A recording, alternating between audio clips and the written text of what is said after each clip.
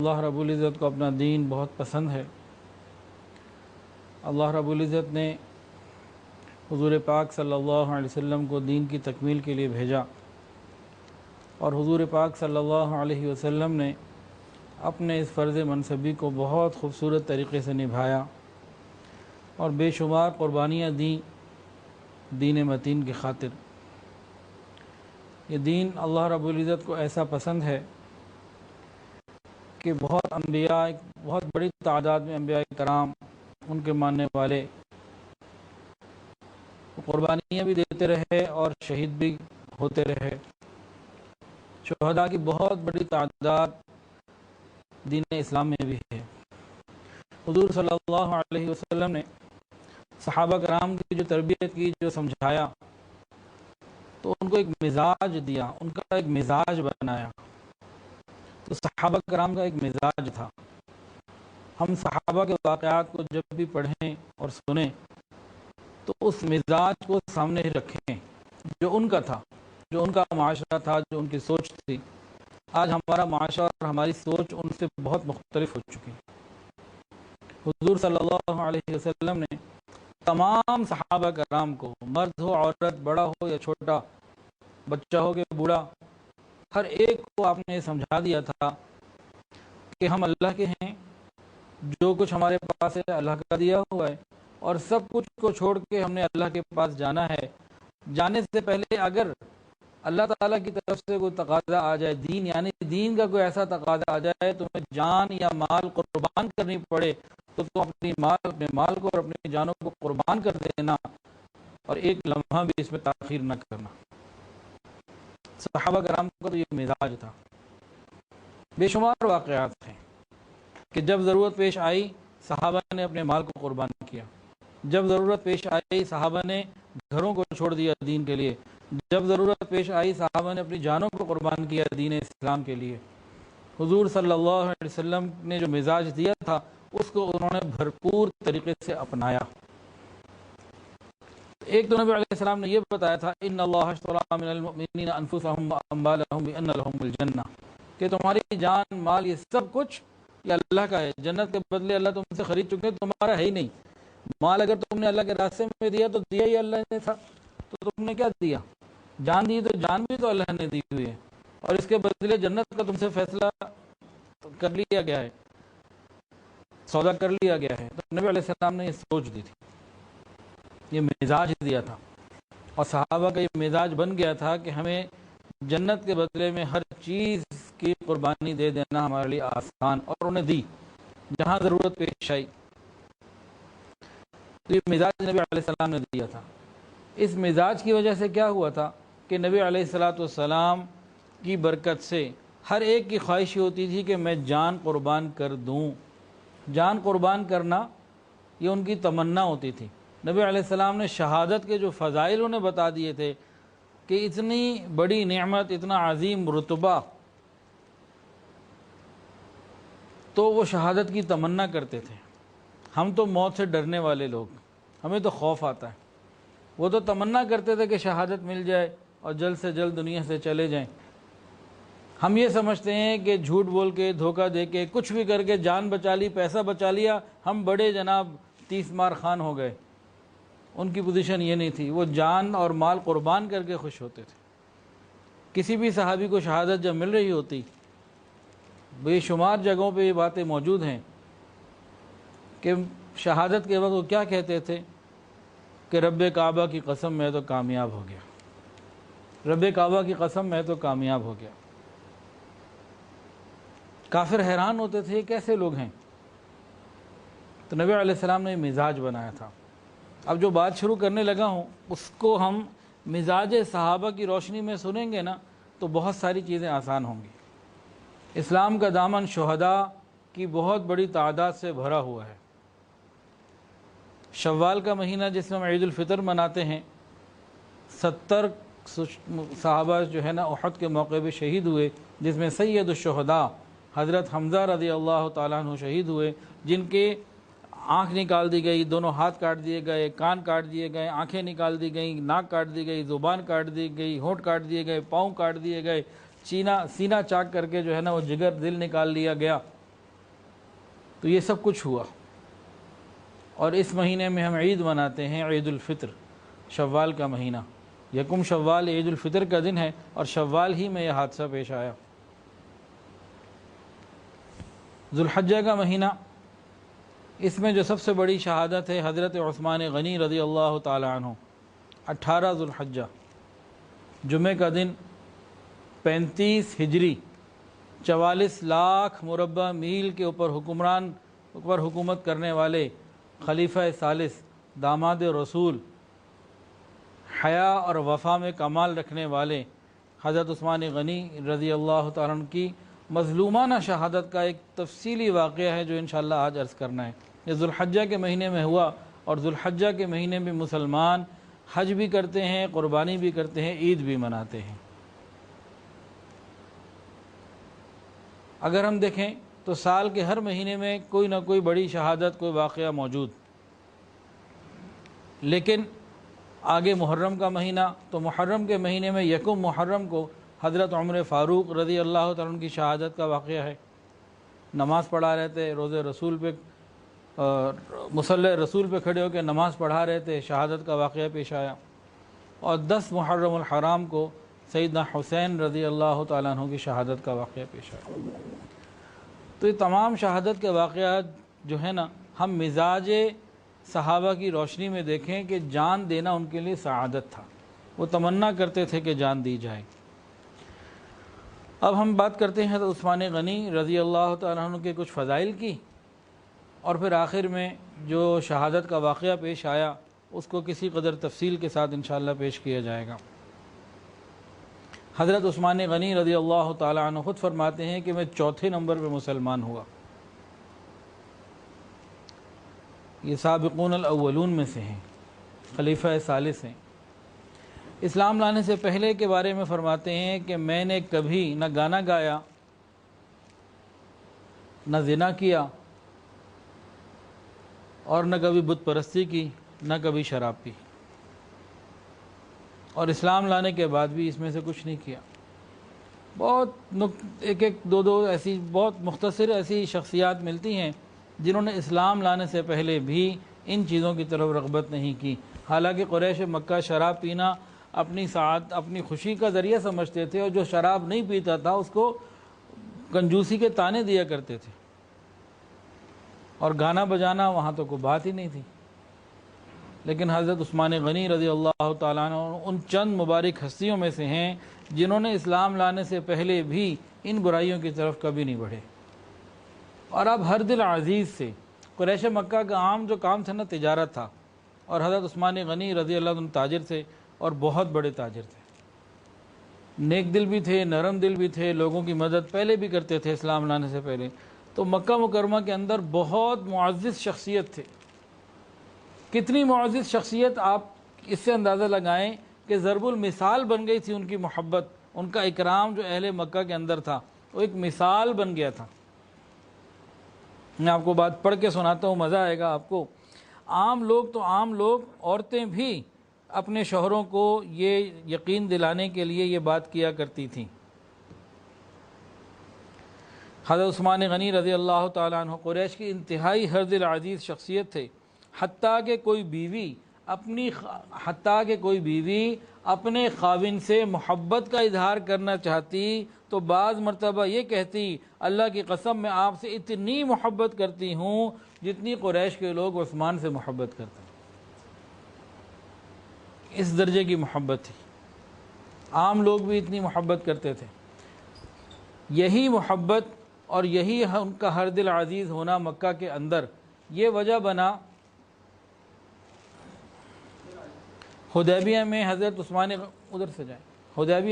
عثمان غنی رضی اللہ تعالیٰ عنہ کو مسلمانوں کا سفیر، اسلام کا سفیر، نبی علیہ السلام کا سفیر بنانے کا، کہ حضور پاک صلی اللہ علیہ وسلم نے حدیبیہ کے موقع پہ یہ کام کیا۔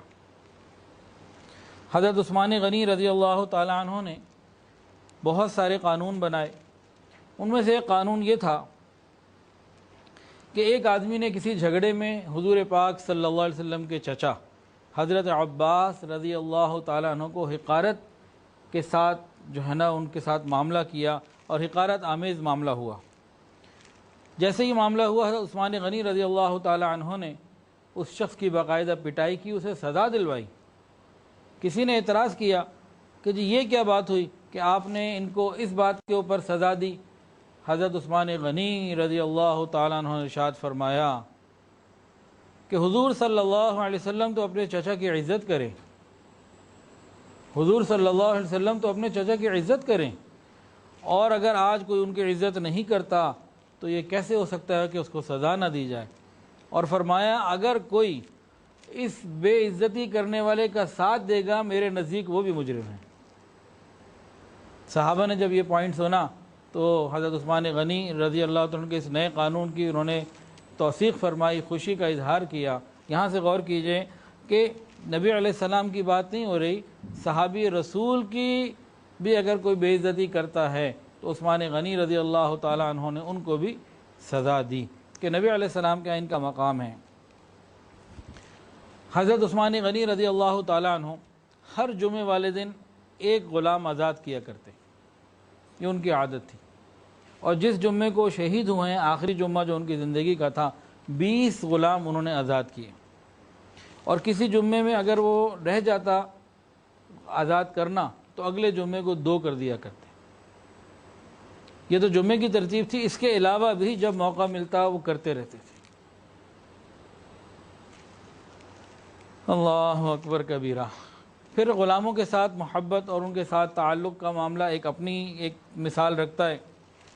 ایک دفعہ انہوں نے اپنے غلام سے کہا کہ تم میرے کان کو پکڑو اور اسے مروڑو، کہ میں نے ایک دفعہ تمہارے کان کو پکڑا تھا، اب تم ادھر آؤ میرے کان کو پکڑو۔ وہ آیا، اس نے کان کو پکڑ لیا، انہوں نے کہا زور سے مروڑو اس کو۔ اس نے زور سے مروڑ لیا ہوگا تو کہنے لگے کہ دنیا کے اندر بدلہ دینا کتنا اچھا ہے کہ وہ آیا میرا کان مروڑ لیا، بات ختم ہو گئی، اگر قیامت کے دن بدلہ دینا پڑتا تو کتنا بھاری ہوتا۔ سوچ کا اندازہ لگائیں، ایک غلام کا کان مروڑا تو انہیں فکر تھی اس بات کی کہ دنیا میں ہی آسانی ہو جائے، یہیں پہ معاملہ ختم ہو جائے، قیامت کے دن اس کان کے مروڑنے پر اگر عثمان کی پوچھ گچھ ہو گئی تو کیا بنے گا۔ اب جو لوگ ناجائز مارتے ہیں، چاہے وہ چھوٹے بھائیوں کو ماریں، بہنوں کو ماریں یا بیویوں کو ماریں، ان کا قیامت کے دن کیا بنے گا۔ بعض لوگ تو ایسے بھی ہیں جو بہت زور سے اور بہت زیادہ بھی مارتے ہیں۔ حضرت عثمان غنی رضی اللہ تعالی عنہ عاشق قرآن تھے، ایک رکعت میں پورا قرآن تلاوت کر لیا کرتے تھے۔ مقام ابراہیم پہ مطاف میں ایک ہی رکعت میں پورا قرآن مکمل کر لیا کرتے تھے، اور شوق سے قرآن پڑھتے۔ کوئی دن ان کا قرآن مجید کی تلاوت سے خالی نہ ہوتا، بلکہ دیکھ کر قرآن پڑھتے۔ کوئی دن ایسا نہ ہوتا کہ وہ قرآن کا پیج نہ دیکھتے۔ اور ہم میں سے کتنے لوگ ایسے ہیں، کوئی دن ایسا نہیں ہوتا کہ فیس بک کا پیج ہم نہیں دیکھتے۔ اور حضرت عثمان غنی رضی اللہ عنہ فرمایا کرتے تھے لو طہرت قلوبکم ما شبعتم من کلام ربکم، اگر تمہارے دل پاکیزہ ہوتے تو تلاوت قرآن سے نہ بھرتے۔ یہ جو ہم قرآن نہیں پڑھتے، زیادہ نہیں پڑھا جاتا، فیس بک کا پیج روز کھول لیتے ہیں، قرآن کا پیج نہیں کھول پاتے، یہ کیا ہے؟ یہ ہمارے دل کی ناپاکی کی علامت ہے۔ حضرت عثمان غنی رضی اللہ تعالیٰ عنہ اتنا قرآن پڑھتے تھے کہ جس قرآن مجید کو وہ دیکھ کر پڑھتے حافظ تھے، لیکن جس قرآن مجید کو روزانہ دیکھ کر پڑھتے وہ ان کی زندگی میں پھٹ بھی گیا تھا، استعمال کے زیادہ ہونے کی وجہ سے، کثرت استعمال کی وجہ سے۔ اور ان کو قرآن مجید کا اتنا شوق تھا کہ جب ان کو محصور کر دیا گیا، ان کو انہی کے گھر کے اندر قید کر دیا گیا، تو 40 دن پانی نہیں ملا امام مظلوم کو۔ 40 دن، 3 10 5 20 25 دن نہیں، 40 ڈیز۔ کسی نے پوچھا جب پیاس لگتی ہے تو کیا کرتے ہیں؟ کہا کہ قرآن پڑھ لیتا ہوں، پیاس بجھ جاتی۔ اور آخری دن جو پیاس بجھنے کا اللہ نے انتظام کیا وہ کیا تھا؟ وہ اپنے موقع پہ انشاءاللہ آ جائے گا، لیکن پھر بھی ذرا پیاس کے ساتھ جوڑ لیتے ہیں۔ 40واں دن تھا جس دن شہادت ملی، اس دن نبی علیہ السلام کی زیارت ہوئی خواب میں، ساتھ حضرت ابوبکر بھی ہیں اور عمر بھی ہیں رضی اللہ تعالیٰ عنہما۔ نبی علیہ السلام نے پوچھا عثمان پیاس لگی ہے. عرض کیا یا رسول اللہ جی پیاس لگی ہے. پھر نبی علیہ الصلوۃ والسلام نے ایک مشکیزہ آگے کیا جس کو انہوں نے پانی پیا, خوب پیا, طبیعت سیر ہو گئی. فرماتے ہیں کہ خواب سے اٹھنے کے بعد بھی اس کی ٹھنڈک ابھی بھی میرے سینے میں باقی ہے. اس میں بھی نبی علیہ السلام نے فرمایا تھا کہ عثمان تمہارا روزہ آج افطاری ہمارے ساتھ کرنی ہے, یعنی کہ بس اب شہادت کی تیاری اور وقت قریب آ گیا. ایک مرتبہ امی عائشہ صدیقہ رضی اللہ تعالیٰ عنہ کو نبی علیہ السلام نے فرمایا میرے کسی صحابی کو بلاؤ. پوچھا ابو بکر کو بلاؤں؟ نہیں. پھر پوچھا کیا حضرت عمر کو بلاؤں؟ نہیں. کیا آپ کے چچا زاد حضرت علی کو بلاؤں؟ فرمایا نہیں. پھر کہنے کہ کیا عثمان کو بلاؤں؟ فرمایا کہ ہاں عثمان کو بلاؤ. عثمان کو بلوایا گیا. جب وہ آگے دروازے پہ, نبی علیہ السلام نے امی عائشہ سے کہا آپ ذرا سائڈ پر ہو جائیں اور ان کو آنے دیں میرے پاس. وہ آئے. پھر نبی علیہ السلام نے ان سے کان میں کوئی بات کہی. ان کا رنگ بدل گیا اس بات کو سن کے, لیکن اس بات کو انہوں نے پورا سنا اور آخر وقت تک اس کو نبھایا. وہ غالباً یہ خبر تھی کہ آپ کے ساتھ یہ سب کچھ ہوگا جو ابھی آگے بتایا واقعہ آئے گا, کہ آپ نے صبر کرنا ہے, مسلمانوں میں تلوار نہیں اٹھنے دینی. یہ اندازہ ہوتا ہے جو آخر میں واقعات آئے اس بات کا.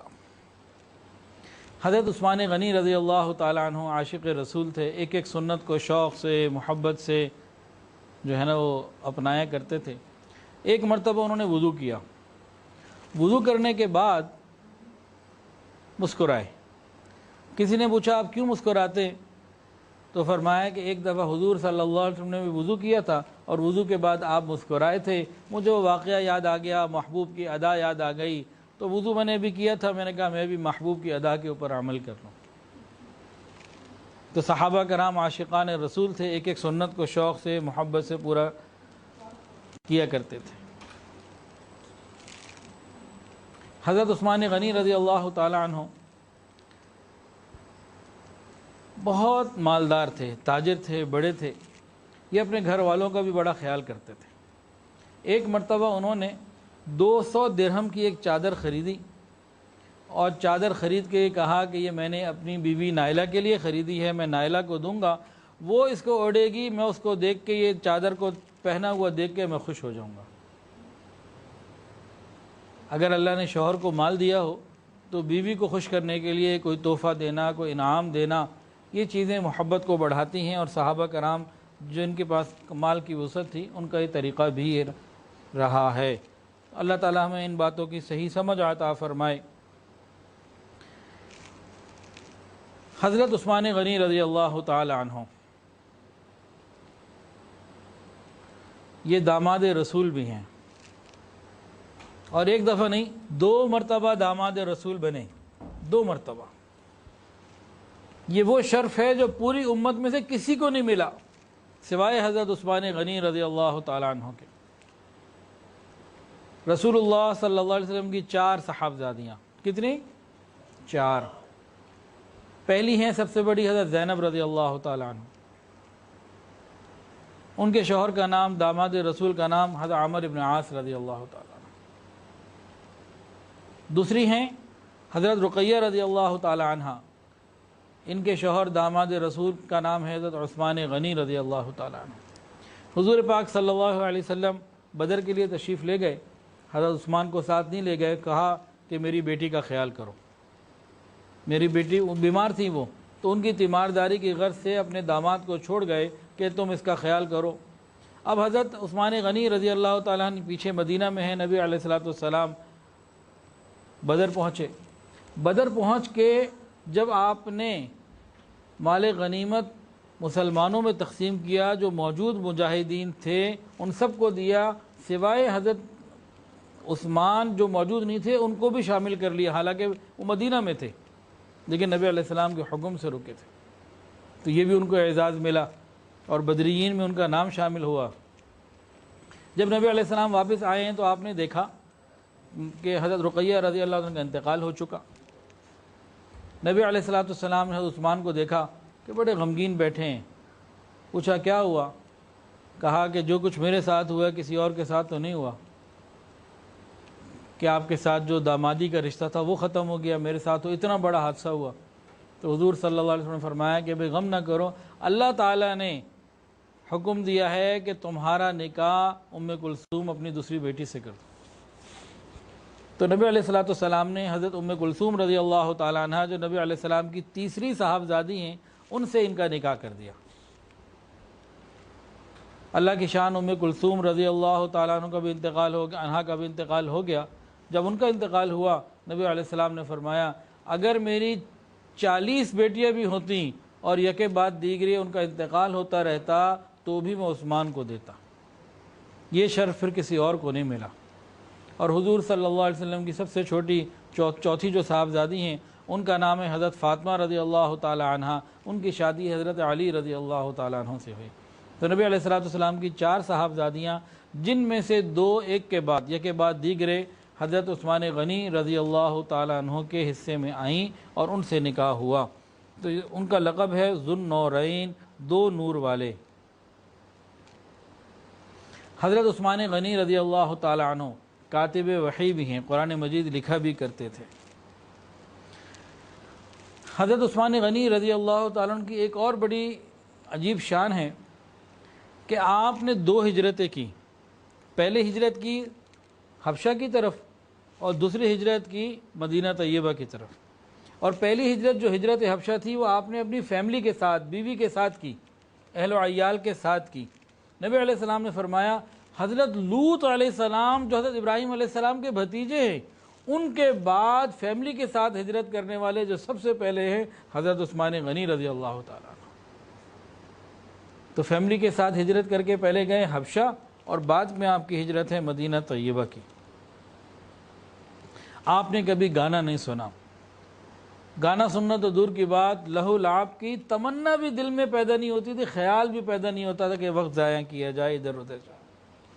جب سے نبی علیہ السلام سے بیعت کی، آپ کا دایاں ہاتھ ان کے ہاتھ میں گیا نبی علیہ السلام کے ہاتھ میں، اور بیعت کرنے کے بعد حضرت عثمان غنی رضی اللہ تعالی عنہ نے اپنے دائیں ہاتھ کو کبھی حساس مقامات پہ بھی نہیں لگایا جسم کے۔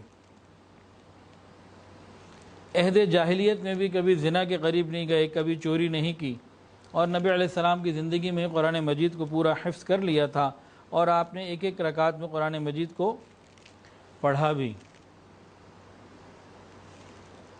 حضرت عثمان غنی رضی اللہ تعالیٰ عنہ کے اقوال بھی ہیں، تو بعض اقوال بھی سن لیجئے۔ فرماتے ہیں کہ غم دنیا یہ دل کی تاریکی ہے اور غم آخرت یہ دل کا نور ہے۔ ہم اپنے دل میں تاریکی محسوس کرتے ہیں کہ نور پتہ لگ جائے گا، جس کو دنیا کا غم ہے اس کے دل میں اندھیرے ہیں، اور جس کو آخرت کا غم ہے اس کے دل میں نور ہے۔ ایک اور قول ہے ان کا، فرماتے ہیں تاریک دنیا، دنیا کو چھوڑ دینے والا یہ اللہ کا پسندیدہ ہوتا ہے، تاریک گناہوں کا چھوڑ دینے والا یہ فرشتوں کا پسندیدہ ہوتا ہے، اور تاریک طمع جو لالچ نہیں کرتا، دوسروں کے مال کی طرف توجہ نہیں کرتا، یہ لوگوں کا محبوب، مسلمانوں کا محبوب بن جاتا ہے۔ تو اللہ تعالیٰ کی محبت حاصل کرنی ہو تو ترک دنیا سیکھنا ہوگا، فرشتوں کی محبت حاصل کرنی ہو تو ترک گناہ، اور لوگوں کی محبت حاصل کرنی ہو تو جو لوگوں کے پاس مال ہے اس سے بے خیال ہو جانا۔ ایک ان کا قول یہ ہے، فرماتے ہیں 4 چیزیں بالکل بیکار ہیں۔ حضرت عثمان غنی رضی اللہ عنہ کا ایک قول یہ ہے کہ 4 چیزیں بیکار ہیں۔ نمبر 1، وہ علم جو بغیر عمل کے ہو، یہ بیکار ہے۔ وہ مال جو خرچ نہ کیا جائے، وہ بیکار ہے۔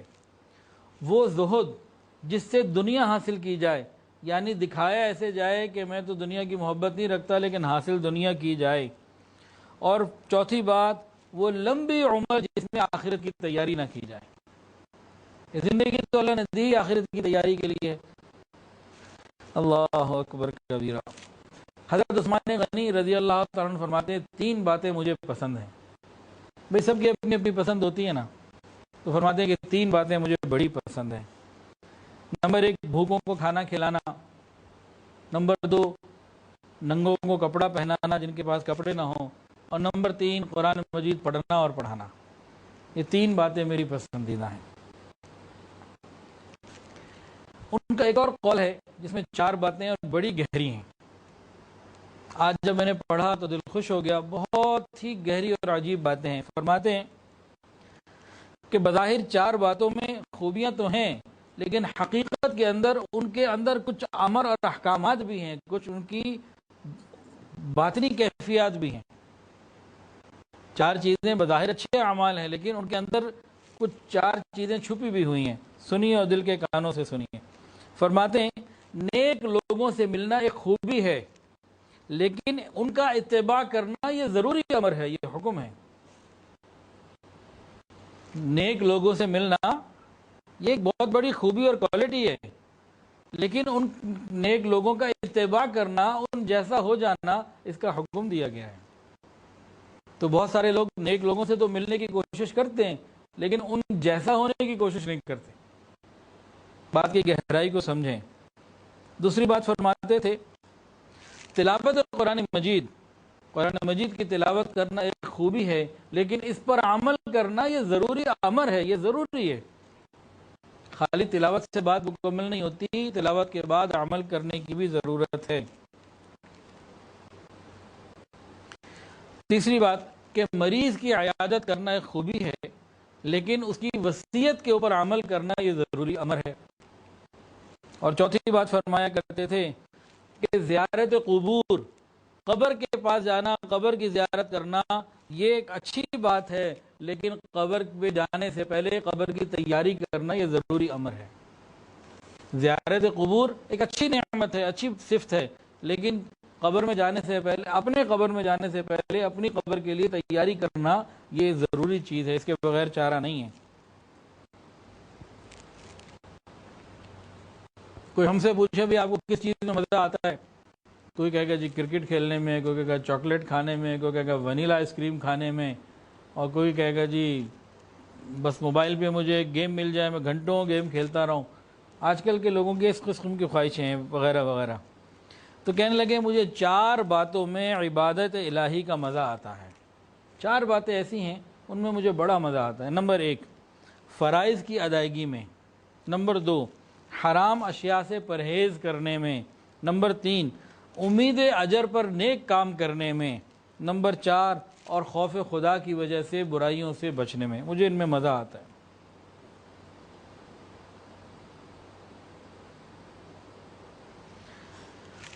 بعض چیزیں ایسی ہیں جو حضرت عثمان غنی رضی اللہ تعالیٰ عنہ نے ہی شروع کی، یہ کہلاتی ہیں اولیات عثمان غنی رضی اللہ تعالیٰ عنہ، کہ ان چیزوں کے شروع کرنے والے حضرت عثمان غنی رضی اللہ تعالیٰ عنہ ہیں، ان سے پہلے یہ چیز نہیں تھی۔ ان باتوں میں سے ایک ایسی بات بھی آئے گی، اس کو سمجھنے کے لیے ایک حکم نبی علیہ السلام کا ہمارے سامنے رہے۔ نبی علیہ السلام نے ارشاد فرمایا کہ میری اور خلفائے راشدین کی سنتوں کو لازم پکڑو۔ رسول اللہ صلی اللہ علیہ وسلم نے خلفائے راشدین کی سنت کو اپنی سنت فرمایا ہے۔ اتنا بڑا مقام ان کے پاس ہے۔ خلفائے راشدین 4، صدیق اکبر رضی اللہ تعالیٰ عنہ، حضرت عمر فاروق رضی اللہ تعالیٰ عنہ، حضرت عثمان غنی رضی اللہ تعالیٰ عنہ، اور حضرت علی رضی اللہ تعالیٰ عنہ۔ نبی علیہ السلام نے بڑی وضاحت کے ساتھ فرمایا کہ میری اور میرے جو خلفاء ہیں ان کی سنتوں کو لازم پکڑ لو، مضبوطی سے کے ساتھ پکڑ لو۔ تو یہ اس مقام کے لوگوں میں سے ہیں جن کی سنت کی اتباع کرنے کا حکم رسول اللہ صلی اللہ علیہ وسلم نے دیا۔ یہ بات ذہن میں ہونا تو بہت آسانیاں ہوتی ہیں۔ آج کل بڑا فتنوں کا دور ہے، ہر طرف سے جو ہے نا عجیب عجیب فتنے دن رات آ رہے ہیں، تو اس لیے اس مقام کو ہم سمجھے تمام خلفائے راشدین کا ہے۔ بعض لوگ کہتے تھے جی 20 رکعتیں نعوذ باللہ حضرت عمر کی بدعت ہیں، ایسا جملہ بول دیتے ہیں۔ اللہ اکبر کبیرہ، حضور تو ان کی سنت کو سنت قرار دے اور ہم کچھ اور قرار دے دیں تو کیا بنے گا ہمارا؟ تو اس لیے زبان کو احتیاط سے ہم استعمال کریں۔ بیت المال میں سے مؤذنین کے لیے وظائف کا جاری کرنا، جو اذان دینے والے لوگ ہیں مساجد میں، ان کے لیے ماہانہ وظائف کا، سالانہ وظائف کا جاری کرنا، یہ انہوں نے شروع کیا۔ تکبیر میں آواز نیچی رکھنے کا حکم دیا، اذان میں اونچی، تکبیر میں نیچی۔ تمام مسلمانوں کو ایک قرأت کے اوپر متفق کیا۔ جمعے کی نماز کے لیے ایک اور اذان کا اضافہ فرمایا، پہلے ایک اذان ہوتی تھی، پھر انہوں نے ایک اور بڑھا کے 2 اذانیں کر دیں۔ زمینوں پر مالکانہ حقوق کے پروانوں کا اجرا جاری فرمایا، جیسے ہمارے اب رجسٹری ہوتی ہے، یہ چیز ان کی ہے۔ بیت المال کے اونٹوں اور گھوڑوں کے چرنے کے لیے چراگاہوں کا نظام جو ہے وہ قائم کیا، اور دارالقضاء کے لیے ایک علیحدہ عمارت بنائی، عدالت اور جج مقرر کیے۔ بیت المال مہمان وغیرہ، بیت المال کے لیے الگ جگہ بنائی، مہمانوں کے رہائش کے لیے الگ جگہ بنائی۔ جدہ کی بندرگاہ خود تعمیر کروائی، اور فیملی کے ساتھ ہجرت کرنے والے یہ بھی اول ہیں۔ ملک شام میں سمندری جہاز بنانے کا کارخانہ قائم کیا، اور سب سے پہلے محتسب کا تقرر آپ نے کیا۔ مدینہ طیبہ کو سیلاب سے بچانے کے لیے آپ نے ایک بند تعمیر کروایا، جگہ جگہ پانی کی نہریں کھدوائیں، اور 17ویں بات بحری افواج قائم کی، اور بحری فتوحات بھی آپ کے زمانے میں ہوئیں۔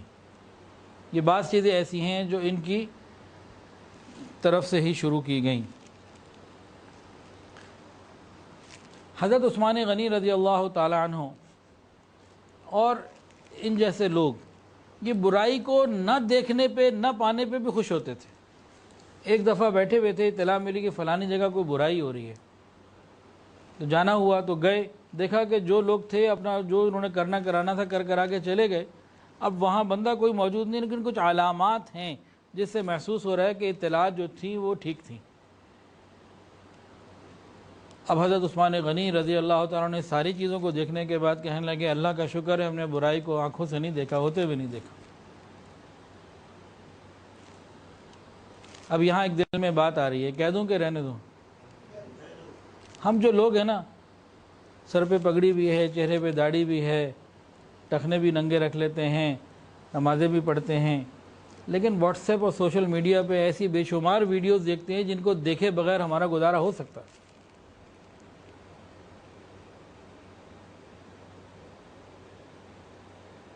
اب ایک ویڈیو آئی چند دن پہلے اور مجھے بے شمار جگہ سے آئی، الحمدللہ میں نے ابھی تک نہیں دیکھی۔ اس میں کسی کا ذکر تھا کہ جی کوئی شراب خانے کا افتتاح ہے اور فلاں صاحب وہاں موجود ہیں۔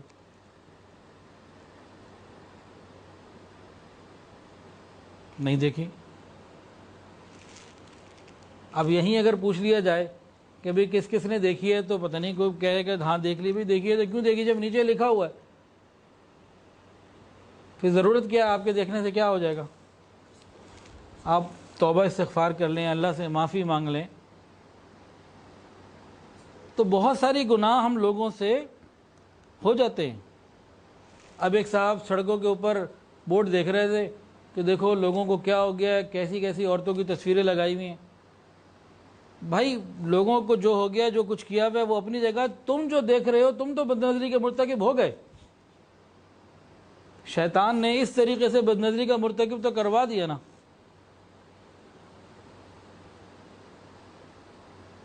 ایک صاحب بازار میں جا رہے، میں مثال دے رہا ہوں سمجھانے کے لیے، بازار میں جا رہے، دیکھو عورتیں کیسا لباس پہنتی ہیں، کوئی پہننے کا لباس ہے۔ اب یہ جو تبصرہ کر رہا ہے عورتوں کے لباس کو دیکھ کر، یہ برائی کو تو دیکھ رہا ہے، نامحرم کو تو دیکھ رہا ہے، نامحرم کے دیکھنے کا مرتکب تو ہو رہا ہے نا، یہ گناہ تو اس کو مل رہا ہے۔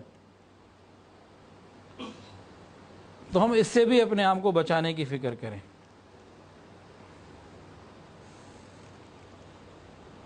تو انہوں نے اللہ کا شکر ادا کیا کہ ان لوگ کہ انہوں نے برائی کو نہ پایا، اور اس شکرانے میں انہوں نے ایک غلام آزاد کیا۔ اللہ تیرا شکر ہے میں نے برائی ہوتے ہوئے بھی نہیں دیکھی۔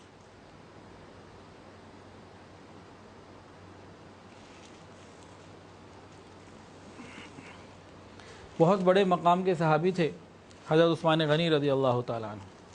ان کے قاتلین کے ساتھ تو برا انجام ہوا ہی تھا، جنہوں نے قتل کیا جو لوگ تھے، لیکن زندگی میں بھی ایک ایسا واقعہ ہوا کہ آپ جو ہیں وہ ممبر پر بیان فرما رہے تھے، تو ایک صاحب کو کوئی ناراضگی تھی، کیا تھا، انہوں نے اپنی لاٹھی سے ان کو مارا، ان کا گھٹنا بھی زخمی ہوا، ان صاحب کی لاٹھی بھی ٹوٹ گئی، اور 1 سال کے بعد اس بندے کا کیا ہوا کہ سال بھی نہیں گزرا تھا کہ اس شخص کو ایک ایسی مہلک بیماری لگی جس سے وہ اس کا جسم ہی گھل کے رہ گیا، اور انتقال ہو گیا، جسم ہی ہلاک ہو، مطلب کھا جانے والی کوئی بیماری لگی کہ جسم خراب ہو گیا۔ صحابی رسول کے ساتھ کسی قسم کی چیز یہ اللہ تعالیٰ کو تو برداشت نہیں۔ پھر اللہ کا ایک غیبی نظام آتا ہے، ظاہر کب ہو وہ ایک الگ بات ہے، لیکن بہرحال ہوتا ہے۔ اور حضرت عثمان غنی رضی اللہ تعالیٰ عنہ امیر المومنین ہیں، 44 لاکھ مربع میل کے حصے پر حکومت ہے، آذربائیجان، ادھر چین، ادھر ہندوستان، اور ادھر سے جناب مسجد اقصی سے آگے ادھر یورپ کے قریب، مختلف اس وقت جہاں جہاں دنیا میں انسان جا سکتا تھا وہاں وہاں تک ان کی فوجیں جا رہی تھیں، اور ہر دل عزیز بھی تھے۔ انہوں نے اپنے قریبی رشتہ دار کو ایک ذمہ داری دی اور ان کو ایک علاقے کا ایک کام کا محتسب بنا دیا، ذمہ دار بنا دیا کہ بھئی آپ کی یہ ڈیوٹی ہے، یہ کام کریں۔ ان کا کام یہ تھا کہ بازار میں جو خرید و فروخت کی اشیاء ہیں ان کی قیمتوں کو، اور دکانداروں کا جو وزن کرنے والے باٹ ہیں، اسکیل ہیں، وہ سب چیزوں کو دیکھنا، پیمانے دیکھنا، سکوں کا کہ بھئی سکے ٹھیک ہیں، کرنسی وغیرہ یہ ساری چیزیں ٹھیک ہیں، تاکہ لینے دینے والوں کو، خریدار کو، بیچنے والوں کو کسی قسم کی شکایتیں نہ ہوں۔ تو ان کو اس قسم کا ذمہ دار بنا دیا اور ان کو کہا آپ یہ ساری ڈیوٹی دیں۔ قریبی رشتہ دار تھے ان کے، وہ اعتماد کیا اور ان کو لگا دیا۔ لیکن انہوں نے اس رشتہ داری کا، وہ جو صاحب تھے نا، اس رشتہ داری کا اور قرابت داری کا ناجائز فائدہ اٹھایا۔ اب حضرت عثمان غنی رضی اللہ عنہ کو اطلاع ملی کہ بھئی یہ تو بعض چیزیں اپنے لیے مقرر کر لی ہیں اور بہت سے ناجائز فائدے یہ اٹھا رہے ہیں۔ تو حضرت عثمان غنی رضی اللہ تعالیٰ عنہ کو جیسے ہی اطلاع ملی، تصدیق کے فوراً بعد اس قریبی رشتہ دار کو اس عہدے سے فوراً میں ہٹا دیا کہ آپ اس سیٹ کا، اس پوزیشن کا ناجائز فائدہ نہیں اٹھا سکتے۔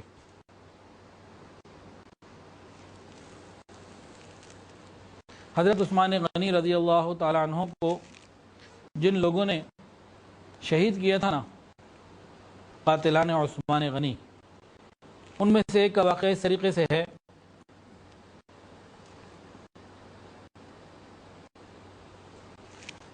کہ ان میں ایک شخص تھا جو آگ آگ آگ چیخ رہا، آگ آگ آگ بول رہا تھا۔ تو ایک بزرگ ہیں جنہوں نے روایت کی ہے، وہ کہتے ہیں کہ میں اس کے قریب گیا تو میں نے دیکھا بندہ ایسا ہے جو زمین پہ گھسٹ رہا ہے، دونوں ہاتھ نہیں، دونوں پاؤں نہیں، اور دونوں آنکھیں بھی نہیں، اندھا بھی ہے، لولا بھی ہے، لنگڑا بھی ہے، اور چیخ رہا ہے آگ آگ آگ۔ میں نے اس سے پوچھا یہ تو کیا کر رہا ہے، یہ کیسی بات ہے؟ تو وہ تڑپ کے کہنے لگا کہ بات یہ ہے کہ میں حضرت عثمان غنی رضی اللہ عنہ کے قاتلوں میں سے شامل ہوں، اور میں نے ہی وار کیا تھا، اور جب ان کی بیگم آگے ان کو بچانے کے لیے آئیں تو میں نے پھر ایک تماچا مارا تھا، ان کی بیگم کے منہ پہ تھپڑ مارا تھا۔ اس وقت حضرت عثمان غنی رضی اللہ تعالی عنہ نے مجھے یہ کہا تھا تجھے کیا ہو گیا، عورت پر ناحق ہاتھ اٹھاتا ہے، خدا تیرے ہاتھ پاؤں کاٹے، تیری دونوں آنکھوں کو اندھا کرے اور تجھے آگ میں ڈالے۔ مجھے ان کی اس بد دعا سے خوف معلوم ہوا اور میں نکل کے وہاں سے بھاگ گیا، اور اب میری حالت یہ ہے کہ تم دیکھ رہے ہو، اندھا میں ہو چکا، لولا میں ہو چکا، لنگڑا میں ہو چکا، اب قبر اور جہنم کی آگ باقی ہے۔ یہ حضرت عثمان غنی رضی اللہ عنہ کی زندگی کے بعض واقعات تھے۔ اللہ اکبر کبیرہ۔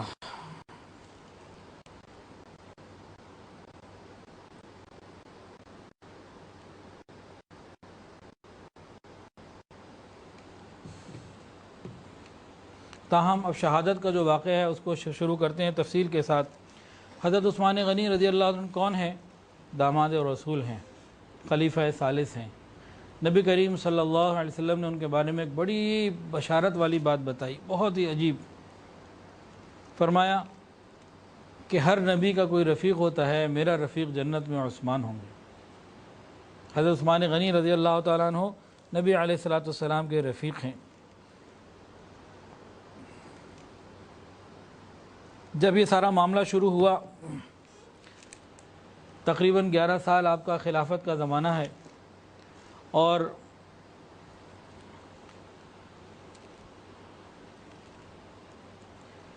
کچھ لوگ تھے جو دور سے آئے تھے، مصر سے اور مختلف علاقوں سے، وہ حضرت عثمان غنی رضی اللہ عنہ کی پالیسی سے اور آپ سے اور اسلام سے بہت بغض رکھنے والے لوگ تھے۔ تو ان باغیوں نے نا مدینہ طیبہ میں اپنا ایک مرکز بنا لیا، اپنی ایک چھاونی سی بنا لی، اپنی ایک جگہ بنا لی۔ وہ ہر قیمت پر حضرت عثمان غنی رضی اللہ عنہ کو شہید کرنے کا فیصلہ کر چکے تھے۔ جب انہوں نے اپنی طرف سے ساری تیاریاں کر لیں تو جمعہ کا دن تھا، حضرت عثمان غنی رضی اللہ تعالیٰ عنہ ممبر پر تشریف لائے نماز جمعہ کا خطبہ دینے کے لیے، بیان کرنے کے لیے۔ تو وہاں کھڑے ہو کے ایک نے کھڑا ہو کے باغی نے کہا، آپ کو خطبہ دینے کی اجازت نہیں، آپ خطبہ نہیں دے سکتے۔ ایک صحابی کھڑے ہوئے، انہوں نے اس کو روکا، تو کئی اور باغی کھڑے ہو گئے اور انہوں نے آپس میں سب نے یہ کہا کہ آپ خطبہ نہیں دے سکتے، آپ خطبہ نہیں دے سکتے۔ تو مسجد کے چاروں طرف سے یہ شور بلند ہوا۔ خیر حضرت عثمان غنی رضی اللہ عنہ نے خطبہ تو دے دیا، اور خطبہ دینے کے بعد ان باغیوں نماز ہو گئی، نماز کا اور خطبے کے بعد ان باغیوں نے باقاعدہ مسجد نبوی شریف میں شور مچایا اور مسجد نبوی شریف میں پتھراؤ شروع کر دیا۔ حضرت عثمان غنی رضی اللہ عنہ کے پاس ایک عصا تھا جو عصائے حبیب تھا، حضور پاک صلی اللہ علیہ وسلم کا عصا تھا، اس عصا کو بھی ٹکڑے ٹکڑے کر دیا، اس عصا کے بھی ٹکڑے ہو گئے، اس کا بھی انہوں نے خیال نہیں کیا۔ وہ عصا تھا مبارک جو نبی علیہ السلام کے ہاتھ میں رہا، پھر ابو بکر کے ہاتھ میں رہا، حضرت عمر کے ہاتھ میں رہا، اب حضرت عثمان کے ہاتھ میں تھا، اس کو بھی توڑ دیا۔ اس کے بعد انہوں نے پتھراؤ اتنا کیا، حضرت عثمان غنی رضی اللہ عنہ بے ہوش ہو گئے اور لوگوں کو نکال دیا۔ خیر تھوڑی دیر کے بعد حضرت عثمان غنی رضی اللہ عنہ کو وہاں سے بے ہوشی کے حالت میں مسجد نبوی شریف سے اٹھا کے ان کے گھر قصر خلافت میں ان کے گھر پہنچا دیا گیا اور لوگ سارے وہاں سے چلے گئے۔ ادھر حضرت عثمان غنی رضی اللہ تعالی عنہ نے جب آنکھ کھولی، ہوش آیا، تو سب سے پہلے یہ پوچھا کہ بتاؤ اہل مدینہ کو کوئی نقصان تو نہیں پہنچا، کوئی زخمی تو نہیں ہوا، کوئی اور خرابی کی بات تو نہیں آئی، یہ باغیوں نے جو حملہ کیا ہے کیا کسی کو کوئی تکلیف تو نہیں ہوئی؟ اپنی خبر نہیں لی، اپنے بارے میں نہیں پوچھا، سب سے پہلے لوگوں کے بارے میں پوچھا کہ یہ کیا ہوا۔ اور اس دوران خطبے کے دوران عثمان غنی رضی اللہ عنہ کو جب انہوں نے منع کیا نا کہ آپ خطبہ نہیں دے سکتے، اس وقت عثمان غنی رضی اللہ تعالیٰ عنہ باہر سے آنے والوں کو کہا تھا کہ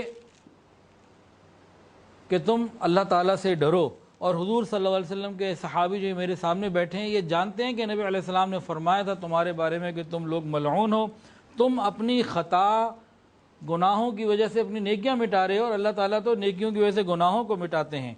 یہ بات بھی حضرت عثمان نے اس وقت کی تھی۔ بہرحال باغیوں نے یہاں سے معاملے کو شروع کیا اور حضرت عثمان غنی رضی اللہ تعالیٰ عنہ کو ان کے گھر پہنچا دیا گیا۔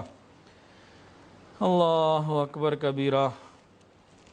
دوسرا معاملہ کیا ہوا، اس کے بعد باقاعدہ انہوں نے اعلان کر دیا کہ آج کے بعد حضرت عثمان غنی رضی اللہ تعالیٰ عنہ مسجد میں تشریف نہیں لا سکتے۔ کون سی مسجد؟ جو خرید کے آپ نے دی ہے، جس کی تعمیر میں آپ شریک ہوئے ہیں، جس کی توسیع میں آپ شریک ہوئے ہیں، اس مسجد رسول میں آپ نماز پڑھنے بھی نہیں آ سکتے۔ انہوں نے اعلان کر دیا کہ نہ یہ مسجد میں نماز پڑھانے آ سکتے ہیں، نہ نماز پڑھنے آ سکتے ہیں، ان کا مسجد میں داخلہ منع۔ نبی علیہ السلام نے ایک مرتبہ فرمایا تھا، مسجد جب تنگ ہونے لگی، لوگ بڑھے کہ برابر میں جگہ خالی ہے، کوئی خرید کے دے تو اللہ اسے جنت عطا فرمائیں گے۔ حضرت عثمان غنی رضی اللہ تعالیٰ عنہ نے تقریباً 25,000 درہم، اس زمانے کی بڑی رقم تھی، وہ دے کے وہ زمین خرید کے مسجد نبوی کو ہدیہ کر دی، نبی علیہ السلام سے جنت کی بشارت لی تھی۔ تو آج انہیں اس مسجد میں داخل ہونے سے روک دیا گیا جو انہوں نے خرید کے دی، جس کی تعمیر میں، پہلی تعمیر میں، ہر تعمیر میں شریک رہے اور توسیع میں بھی شریک رہے۔ اس کے بعد ان باغیوں نے کیا کیا، حضرت عثمان غنی رضی اللہ عنہ کے گھر کو محصور کر دیا، حصار کر لیا، ان کو گھر میں نظر بند کر دیا، گویا گھر میں قید کر دیا، اور یہ اعلان بھی کر دیا کہ اب آپ اپنے گھر سے بھی باہر نہیں نکل سکتے۔ اللہ اکبر کبیرہ۔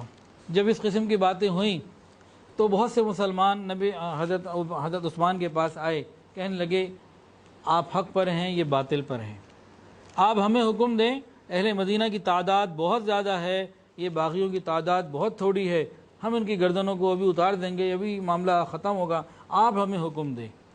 وہ منع کرتے رہے کہ نہیں، میں اپنے خاطر، وہ تو میری جان لینا چاہتے ہیں اور تو کسی کی جان نہیں لینا چاہتے، تو میں اپنی جان بچانے کی خاطر حرم میں، مدینہ میں خون ریزی کی اجازت نہیں دے سکتا۔ اتنے میں حضرت مغیرہ ابن شعبہ رضی اللہ عنہ تشریف لائے اور انہوں نے کہا آپ عوام کے امام ہیں، آپ حق پر ہیں، سب آپ کے ساتھ ہیں۔ تو 3 باتیں ان کو پیش کی۔ ان کا پہلی بات تو یہ ہے، آپ ہمیں حکم دیں، ہم جانیں یہ باغی جانیں، ہماری تعداد بہت بڑی ہے، ہم ان کو ختم کر دیں گے انشاءاللہ، آپ حکم دیں۔ یا پھر دوسری بات یہ قبول کر لیں کہ یہ باہر کے دروازوں پہ راستوں پر تو ہیں، آپ پیچھے سے کوئی ایسی جگہ سے دیوار میں سے دروازہ سا بنا کے نکل جائیں، ہم آپ کو وہاں سواری دے دیں گے اور آپ فوراً وہاں سے جلدی سے مکہ مکرمہ چلے جائیں۔ تو یہ جو باغی لوگ ہیں ہمیں امید ہے کہ مکہ مکرمہ میں قتل و غارت گری نہیں کرنے آئیں گے، آپ وہاں چلے جائیں۔ یا پھر تیسری آپشن یہ ہے کہ آپ اس دروازے کو بنائیں، کسی دروازے کو، وہاں سے خاموشی سے نکلیں اور شام چلے جائیں، وہاں حضرت معاویہ رضی اللہ تعالیٰ عنہ اور دوسرے مسلمان ہیں، ان کو قوت بھی ہے، وہ آپ کی سپورٹ کریں گے، آپ یہاں سے تشریف لے جائیں۔ آپ ان تینوں میں سے کوئی ایک بات قبول کر لیں۔ حضرت عثمان غنی رضی اللہ تعالیٰ عنہ نے حضرت مغیرہ بن شعبہ رضی اللہ تعالیٰ عنہ کی تینوں باتوں کو سنا اور کہا، پہلی بات کہتے ہو کہ یہاں خون ریزی ہو، محرم مدینہ میں خون ریزی نہیں ہو سکتی، میری جان لینا چاہتے ہیں، میری زیادہ زیادہ جان لیں گے، اس کی میں اجازت نہیں دے سکتا۔ دوسری بات کہ میں مکہ چلا جاؤں، میں مکہ بھی نہیں جاؤں گا، اور میں نے سنا ہے نبی علیہ السلام سے کہ مکہ مکرمہ میں ایک قریشی اہل مکہ پر ظلم کرے گا اور اس کو آدھی دنیا کے برابر عذاب ہوگا، میں وہاں بھی نہیں جاؤں گا۔ اور تیسری بات شام کہتے ہو، شام چلا جاؤں، میں اپنی اس جگہ کو جو ہجرت کر کے آگے میں نے پسند کی ہے اور حضور صلی اللہ علیہ وسلم کے پڑوس کو چھوڑ کر میں کہیں نہیں جانا چاہتا، میرا جینا مرنا مدینہ طیبہ میں ہی ہے، میں یہاں سے نہیں جاتا۔ حضرت عثمان غنی رضی اللہ تعالیٰ عنہ نے یہ تین جو آپشن دی گئی تھیں ان کے یہ جوابات عطا فرمائے۔ حضرت عثمان غنی رضی اللہ تعالیٰ عنہ کو نبی علیہ السلام سے کس قدر محبت ہے کہ اس وقت میں بھی کہہ رہے ہیں کہ میں مدینہ چھوڑ کے نہیں جا سکتا۔ نبی علیہ السلام نے ایک حدیث کے اندر ارشاد فرمایا ہے کہ جو آدمی مدینہ طیبہ میں زندگی گزارے، وہاں دفن ہونے کی کوشش کرے، حتیٰ کہ وہاں اس کو موت آ جائے، دفن ہو جائے، قیامت کے دن میں اس کی شفاعت کروں گا۔ تو حضرت عثمان غنی رضی اللہ تعالیٰ عنہ شفاعت کا درجہ بھی حاصل کرنا چاہتے ہیں۔ اور حضرت عثمان غنی رضی اللہ عنہ کی محبت کے تو اور بہت سارے واقعات ہیں۔ صلح حدیبیہ میں جس وقت عثمان غنی رضی اللہ تعالیٰ عنہ کو نبی علیہ السلام نے بھیجا سفیر بنا کر مسلمانوں کا کہ بھئی ہم عمرہ کرنے آئے ہیں، لڑنے نہیں آئے، آپ جائیں بات چیت کریں، انہیں قائل کریں، ہم آئیں گے عمرہ کر کے واپس چلے جائیں گے۔ حضرت عثمان غنی رضی اللہ تعالیٰ عنہ تشریف لے گئے قریش مکہ سے بات کرنے کے لیے۔ ادھر قریش مکہ نے کہا کہ آپ آ گئے ہیں، یہ بیت اللہ شریف سامنے ہے، احرام آپ نے پہنا ہوا ہے، آپ کی نیت اور ارادہ ہی عمرے کا ہے، تو آئیے کیجئے عمرہ، کریں طواف، آپ کو اجازت ہے، لیکن حضور صلی اللہ علیہ وسلم کو اور صحابہ کرام کو بالکل اجازت نہیں ہم دے رہے، آپ آئیں، آپ جناب عمرہ کر لیں، آپ کو بالکل اجازت ہے۔ اور قریش مکہ نے ان کے ساتھ ایک اچھا سلوک کیا، ان کو ویلکم کیا، ان کے لیے انتظامات کیے اور کہا جناب آپ نے کرنا ہے تو کر لیں۔ حضرت عثمان غنی رضی اللہ عنہ نے ارشاد فرمایا، یہ کیسے ہو سکتا ہے کہ آقا کے بغیر غلام عمرہ کر لیں؟ یہ نہیں ہو سکتا۔ نبی علیہ السلام کے ساتھ چند صحابہ موجود تھے، انہوں نے کہا کہ عثمان کتنے خوش قسمت ہیں، مکہ پہنچ گئے، بیت اللہ بھی دیکھیں گے اور طواف کا موقع ہوگا طواف بھی کر لیں گے۔ انہوں نے اس طرح کی بات کہی، نبی علیہ السلام نے فرمایا کہ نہیں، عثمان میرے بغیر طواف نہیں کر سکتا۔ کیسی محبت کی باتیں ہیں۔ تبھی آپشن دی جا رہی ہے کہ باغی آپ کو محصور کر چکے ہیں، گھر کے اندر حالات خراب ہو گئے ہیں، آپ یہاں خون ریزی نہیں کرنا چاہتے، حالانکہ امیر المومنین آپ ہیں، اسلامی افواج آپ کے انڈر، پورا مدینہ آپ کے لیے جان دینے کے لیے تیار، آپ حکم کریں، لیکن آپ چاہتے ہیں کہ حرم مدینہ میں خون ریزی نہ ہو۔ آپشن دی گئی مکے چلے جائیں، وہ بھی منع کر دیا، شام چلے جائیں، ان کا مدینہ چھوڑنا مجھے گوارا ہی نہیں۔ یہ مدینہ سے محبت اور نبی علیہ السلام سے ان کی محبت۔ اس کے بعد پھر اگلا معاملہ کیا کیا ان باغیوں نے، 40 دن تک یہ محاصرہ رہا، 40 ڈیز۔ پہلے مسجد میں نماز پڑھانے پہ پابندی لگائی، پھر مسجد میں داخل ہونے پہ پابندی لگائی، اس کے بعد گھر میں محصور کر دیا۔ اب اگلا معاملہ انہوں نے یہ کیا کہ آپ کو دانا پانی بھی اب کوئی نہیں پہنچا سکتا۔ اب کوئی شخص کھانا لے کے جانا چاہتا، اس سے لڑتے، اور پھر انہوں نے پانی کے بھی منع کر دیا کہ اب پانی بھی کوئی نہیں پہنچا سکتا، تو آپ کا کھانا پانی بھی ان لوگوں نے بند کرا دیا گیا۔ یہ کون ہے جنہوں نے پتہ نہیں ہزاروں نہیں لاکھوں لوگوں کو کھانا کھلایا اور پلایا ہوگا؟ بے شمار واقعات ہیں۔ ایک مرتبہ مدینہ طیبہ میں قحط پڑا، چیزیں مہنگی ہو گئیں، اتنے میں حضرت عثمان غنی رضی اللہ تعالیٰ عنہ کو 1000 اونٹوں کا قافلہ غلے سے لدا ہوا بھرا ہوا مال آ گیا۔ اب پک اپ سمجھ لیجیے کہ 1000 پک اپ پہ مال آ گیا، 1000 اونٹ لدے ہوئے تھے مال سے، وہ مال آ گیا، غلہ آ گیا۔ مدینہ کے تاجر آ گئے حضرت عثمان کے پاس اپنی اپنی دولت لے کے، اپنی اپنی آفرز لے کے کہ عثمان 100 روپے کا مال 150 میں دے دو، 50% نفع لے لو۔ کہا نہیں۔ اچھا 100%، 100 کا مال 200 میں دے دو۔ کہا نہیں۔ کسی نے 300 بھی کہہ دیا، تو بڑی بڑی آفرز آئی۔ حضرت عثمان غنی رضی اللہ عنہ فرمایا کہ نہیں، میں بھی سوچوں گا، مجھے تو 1 کا 10 ملتا ہے، کوئی ہے جو 1 کا 10 دے؟ تو انہوں نے کہا نہیں، ہم تاجر تو ہیں لیکن ہمیں یقین نہیں آتا کہ کوئی 1 کا 10 دینے والا بھی ہو۔ وہ ڈیل نہ ہوئی۔ انہوں نے کہا کہ بھئی مجھے میرا رب 1 کا 10 دینے والا ہے، من جاء بالحسنۃ فلہ عشر امثالھا۔ وہ سارے کا سارا غلہ اہل مدینہ میں فقراء میں تقسیم کروا دیا، 1 روپیہ بھی نہیں لیا اس مال کا جو شارٹیج کے زمانے میں لوگ کئی گنا دینے کے لیے تیار تھے۔ یہ کاروباری آدمیوں سے پوچھیں نا، ہمارے معاملے میں، ہماری زندگیوں میں جب کسی چیز کی شارٹیج ہوتی ہے پھر ہمارے رویے کیا ہوتے ہیں۔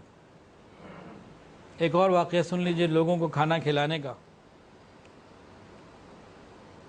نبی عید کا دن ہے، نبی علیہ الصلوۃ والسلام جا رہے ہیں عید کی نماز کے لیے۔ ازواج مطہرات نے کہا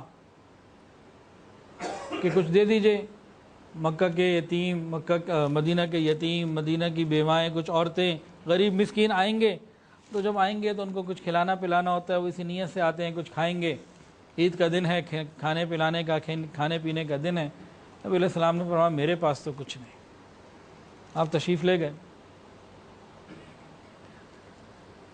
واپس آئے تو دیکھا ہر گھر میں کھانا پک رہا ہے۔ آپ کی 9 ازواج مطہرات ہیں، اس وقت جتنی تھی ہر گھر میں کھانا پک رہا ہے۔ تو نبی علیہ السلام نے، اور مدینہ کے غریب آ رہے ہیں اور کھا بھی رہے ہیں، نبی علیہ السلام نے پوچھا یہ کیا ہوا، یہ کہاں سے آیا؟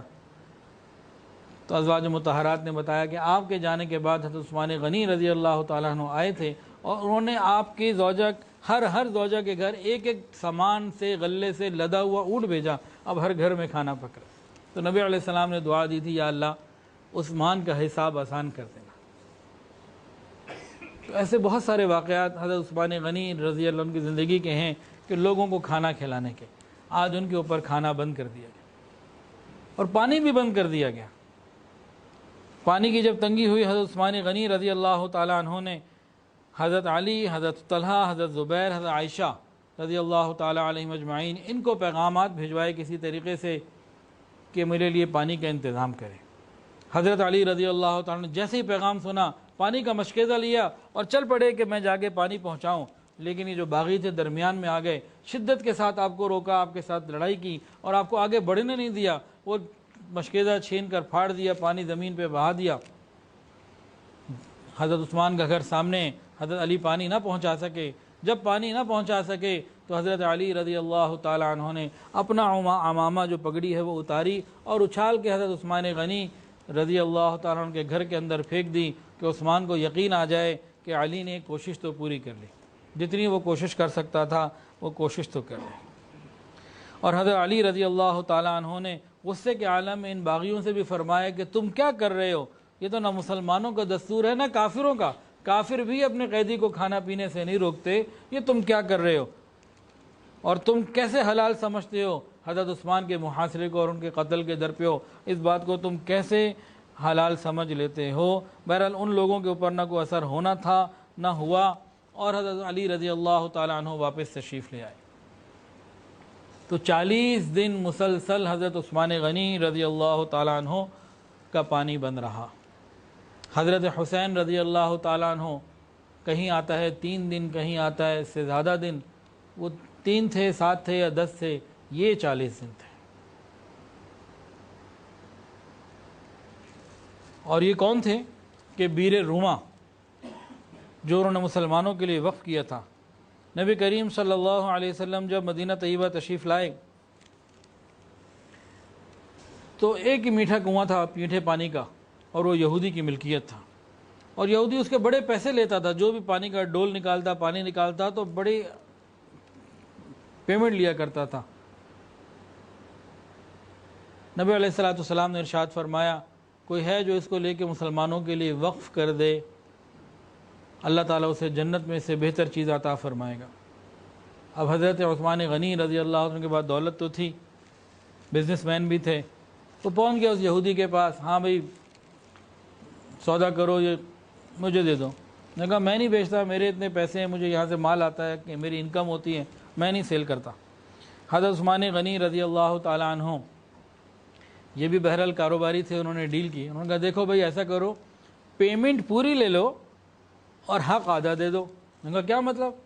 کہ بھائی مطلب یہ ہے کہ تمہارے اس کنویں کی جتنی قیمت ہے پیمنٹ مجھ سے ساری لے لو، اور حق آدھے کا مطلب یہ ہے کہ ایک دن تم نکالو ایک دن میں نکالوں گا، تو ایک دن مجھے دے دو ایک دن تم لے لو۔ اس نے کہا ہاں یہ بات تو ٹھیک ہے، ایک دن آپ نکالیں ایک دن میں نکالتا ہوں، تو اس طرح میرا کام بھی چلتا رہے گا، پیمنٹ بھی مجھے اکٹھی یکمشت پوری فل اماؤنٹ مل جائے گی۔ تو 35,000 درہم اس کو دے دی۔ اب حضرت عثمان غنی رضی اللہ تعالیٰ نے جب وہ لیا اور اعلان کر دیا کہ میری باری کا جو دن ہے اس میں جو پانی نکالے سب فری، اب وہ مسلمان نکالے یا کوئی غیر مسلم نکالے سب کے لیے فری۔ اب لوگوں کو ایک دن فری ملنا لگا اور ایک دن بڑا پیمنٹ کے اوپر، تو لوگوں نے کہا بھی ایک دن صبر کر لیتے ہیں، فری والے دن لے لیتے ہیں۔ اب چند دنوں اس کا کاروبار ٹھپ ہو گیا، وہ بڑا پریشان ہوا کہ بھئی یہ کیا بنا میرے ساتھ، تو وہ آیا کہنے لگا باقی آدھا بھی خرید لیں حق، تو انہوں نے پھر اس کو اور کچھ پیمنٹ دی اور وہ بھی خرید کے مسلمانوں کے لیے وقف کر دیا۔ تو یہ وہ عثمان غنی رضی اللہ تعالیٰ عنہ ہیں جنہوں نے شاید ہزاروں نہیں لاکھوں لوگوں کو، انسانوں کو، جانوروں کو، مسلمانوں کو، اوروں کو پانی پلایا، لیکن آج ان کے اوپر پانی بند کر دیا گیا۔ اور حضرت عثمان غنی رضی اللہ تعالیٰ عنہ بھوکے بھی ہیں پیاسے بھی ہیں، اس پیاس کی حالت میں تہجد بھی نہ چھوٹی، اس پیاس کی حالت میں روزے بھی نہ چھوٹے، اس پیاس کی حالت میں نمازیں بھی نہ چھوٹیں، اور اس پیاس کی حالت میں تلاوت قرآن مجید بھی نہ چھوٹی، سب کچھ کرتے رہے۔ اللہ اکبر کبیرہ۔ بلکہ ایک معاملہ اور ہوا، یہ جو باغی تھے نا، یہ باغی درمیان میں تھے، اس طرف حضرت عثمان کا گھر ہے اور باقی پورا مدینہ دوسری طرف ہے، باغی حضرت عثمان کے گھر اور مدینہ کے لوگوں کے درمیان حائل تھے۔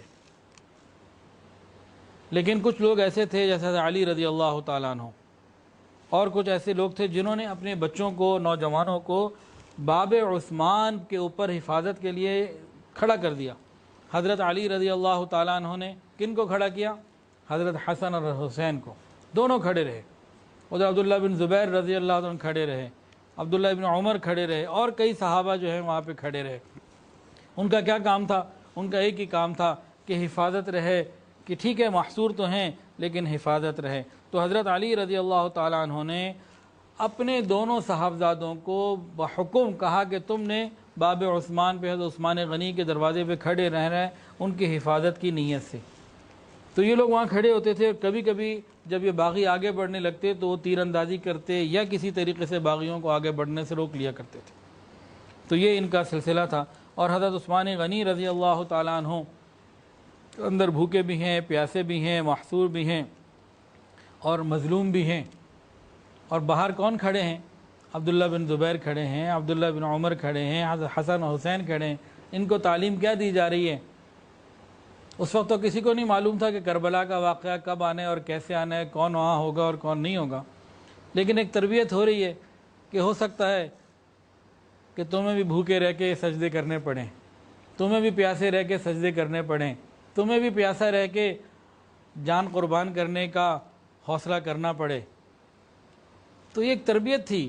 حضرت حسین رضی اللہ تعالیٰ عنہ یہ نواسہ رسول ہیں، جگر گوشہ بطول ہیں، لیکن وہ اپنے تایا عثمان کو بھی دیکھ رہے ہیں اور یہاں سے سیکھ بھی رہے ہیں کہ پریشانی کے ماحول میں کیسے عبادت کی جاتی ہے۔ تو حضرت عثمان غنی رضی اللہ عنہ کا یہ پورا عمل ان کو درس شہادت بھی دے رہا ہے، درس عبادت بھی دے رہا ہے، درس سخاوت بھی دے رہا ہے، درس توحید بھی دے رہا ہے، اور دین کے لیے قربانی دینے کا درس بھی دے رہا ہے۔ اگر یہ کہا جائے کہ حضرت عثمان غنی رضی اللہ عنہ کے اس دروازے پہ کھڑے ہو کے حضرت امام حسین رضی اللہ تعالیٰ عنہ نے سجدے میں سر کٹانا یہیں سے سیکھا، بھوکا پیاسا رہ کے عبادت میں سر جھکانا یہیں سے سیکھا، ظالموں کے سامنے گردن نہ جھکانا یہیں سے سیکھا، تو یہ غلط نہیں ہوگا۔ حضرت عثمان غنی رضی اللہ تعالیٰ عنہ نے یہ سارے کا سارا کام اس طریقے سے کیا۔ محاصرہ روز بروز تنگ ہوتا جا رہا ہے، دن بڑھتے جا رہے ہیں، گزرتے جا رہے ہیں، اور باغی کسی قسم کی نرمی کا رویہ اختیار کرنے کے لیے تیار ہی نہیں ہیں۔ بالآخر ایک ایسا موقع آیا کہ حضرت عثمان غنی رضی اللہ تعالیٰ عنہ نے اپنے گھر کی چھت پہ کھڑے ہو کے باغیوں سے خطاب کیا، جو حدیث کی کتابوں میں، سیرت کی کتابوں میں موجود ہے۔ اس کو سنیے اور دل کے کانوں سے سنیے۔ جب تک دنیا قائم ہے یہ واقعہ کتابوں میں موجود رہے گا۔ انہوں نے اپنے گھر کی چھت پہ کھڑے ہو کے مجمع کو خطاب فرمایا اور فرمایا، کیا تمہیں معلوم ہے کہ حضرت صلی اللہ علیہ وسلم جب مدینہ تشریف لائے تھے، مسجد نبوی تنگ تھی، اور آپ نے ارشاد فرمایا تھا کہ کون اس زمین کو خرید کر وقف کرے گا اور اس کے صلے میں جنت میں اس کو بہتر جگہ ملے گی، تو میں نے وہ جگہ خرید کے دی تھی، کیا تم مجھے اسی مسجد میں داخل ہونے سے روکتے ہو؟ انہوں نے کہا جی بات تو یہ صحیح ہے، واقعہ تو صحیح ہے۔ دوسری بات انہوں نے کہی، تم خدا کی قسم کھا کے بتاؤ، جو رسول اللہ صلی اللہ علیہ وسلم مدینہ تشریف لائے تھے، آپ نے فرمایا تھا کوئی بیر روما کو خرید کر مسلمانوں کے لیے وقف کرے گا، تو پھر میں نے وہ کر دیا تھا، اور نبی علیہ السلام نے مجھے جنت کی بشارت دی تھی، کیا تم مجھے آج اسی کنویں کا پانی پینے سے روکتے ہو؟ اور تیسری بات فرمائی، کیا تم جانتے ہو کہ عسرت کے لشکر کو، تنگی کے لشکر کو، غزوہ تبوک کے موقع پہ نبی علیہ السلام نے ارشاد فرمایا تھا کون ہے جو مسلمانوں کی مدد کرے گا؟ تو میں نے اس وقت 10,000، اس وقت عثمان غنی رضی اللہ تعالیٰ عنہ نے 10,000 لوگوں کا انتظام کیا، ان کی ہر چیز کا انتظام کیا سفر پہ جانے کے لیے۔ اس کے علاوہ نبی علیہ السلام کو 1,000 سونے کے سکے لا کے دیے۔ نبی علیہ السلام ان سکوں کو اچھالتے جاتے، ان کو دیکھتے جاتے، خوش ہوتے جاتے تھے اور فرماتے تھے کہ آج کے بعد عثمان کا کوئی عمل اسے نقصان نہیں پہنچا سکتا، اور جنت کی بشارتیں دی تھی۔ کہا کہ تم جانتے ہو؟ ان سب نے کہا کہ ہاں یہ ساری باتیں سچ ہیں، آپ نے جتنی باتیں بتائی ہیں ساری کی ساری سچ ہیں، لیکن ان کے دل اور دماغ صم بکم عمی فہم لا یرجعون کا نمونہ بنے ہوئے تھے، کسی بات نے ان کو اثر نہیں کیا، اور انہوں نے مزید محاصرے کو شدید کر دیا۔ پھر آپ نے یہ بھی فرمایا تھا، عثمان نے فرمایا کہ میں تم کو قسم دیتا ہوں، تم میں سے کسی کو یاد ہے کہ ایک دفعہ حضور صلی اللہ علیہ وسلم ایک پہاڑ پر چڑھے تھے، پہاڑ ہلنے لگا تھا، نبی علیہ السلام نے اس پہاڑ کے اوپر اپنا مبارک پاؤں مارا، کہا ٹھہر جا، تیرے اوپر ایک نبی، ایک صدیق اور ایک شہید ہے، کیا وہ بشارت تم نے، کیا اس وقت میں نہیں تھا، یہ بشارت میرے بارے میں نہیں ہے؟ لوگوں نے کہا ہمیں یاد ہے۔ پھر فرمایا حضرت عثمان غنی رضی اللہ تعالیٰ نے 5ویں بات ارشاد فرمائی، فرمایا کہ تمہیں یاد ہے کہ مکہ مکرمہ میں حضور نے مجھے حدیبیہ کے سفر کے وقت مکہ مکرمہ مجھے بھیجا، حدیبیہ سے سفیر بنا کے بھیجا، تو کیا حضور صلی اللہ علیہ وسلم نے اپنے مبارک ہاتھ کو میرا ہاتھ قرار نہیں دیا تھا؟ کیا تمہیں یاد ہے؟ اور خود نبی علیہ السلام نے میری طرف سے بیعت نہیں کی تھی، خود آپ نے بیعت کی، اپنے ہاتھ کو میرا ہاتھ قرار دیا، اور میری طرف سے آپ نے میری غائبانہ بیعت نہیں کی تھی۔ انہوں نے کہا یہ سب کچھ سچ ہے، یہ مسند امام احمد کی روایت ہے یہ سب کچھ سچ ہے، لیکن بہرحال وہ ماننے کے لیے تیار نہیں تھے۔ حضرت عثمان غنی رضی اللہ تعالیٰ عنہ نے یہاں اپنے 5 بڑے بڑے معاملات کا ذکر کیا، لیکن آپ کی زندگی تو بے شمار ایسے واقعات سے بھری ہوئی ہے کہ جہاں اللہ اور اس کے رسول کی محبت بہت زیادہ نظر آتی ہے، جھلکتی ہے آپ کے ہر عمل سے۔ لیکن ظالموں کے بارے میں کیا کہیے؟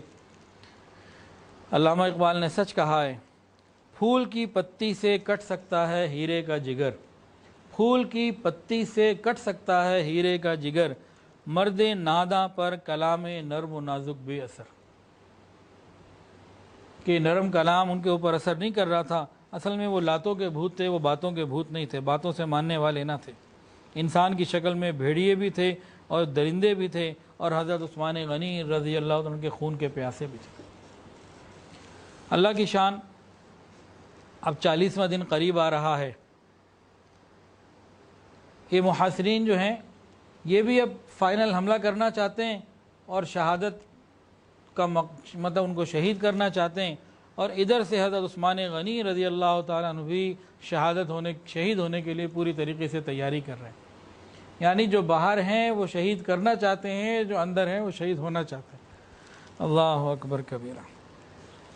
حضرت عثمان غنی رضی اللہ تعالیٰ نے جب دیکھ لیا اور 40 دن گزر رہے ہیں، 40واں دن ہے، تو سب میں انہوں نے محسوس کر لیا۔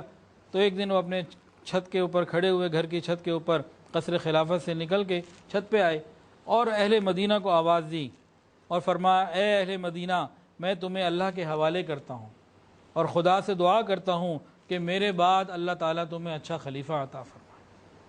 جب یہ جدائی کی گھڑیاں قریب ہیں، انہوں نے اپنے گھر کی چھت پہ کھڑے ہو کے کیا فرمایا، اے اہل مدینہ، میں تمہیں اللہ کے حوالے کرتا ہوں اور خدا سے دعا کرتا ہوں کہ میرے بعد تمہیں اللہ تعالیٰ اچھا خلیفہ عطا فرمائے۔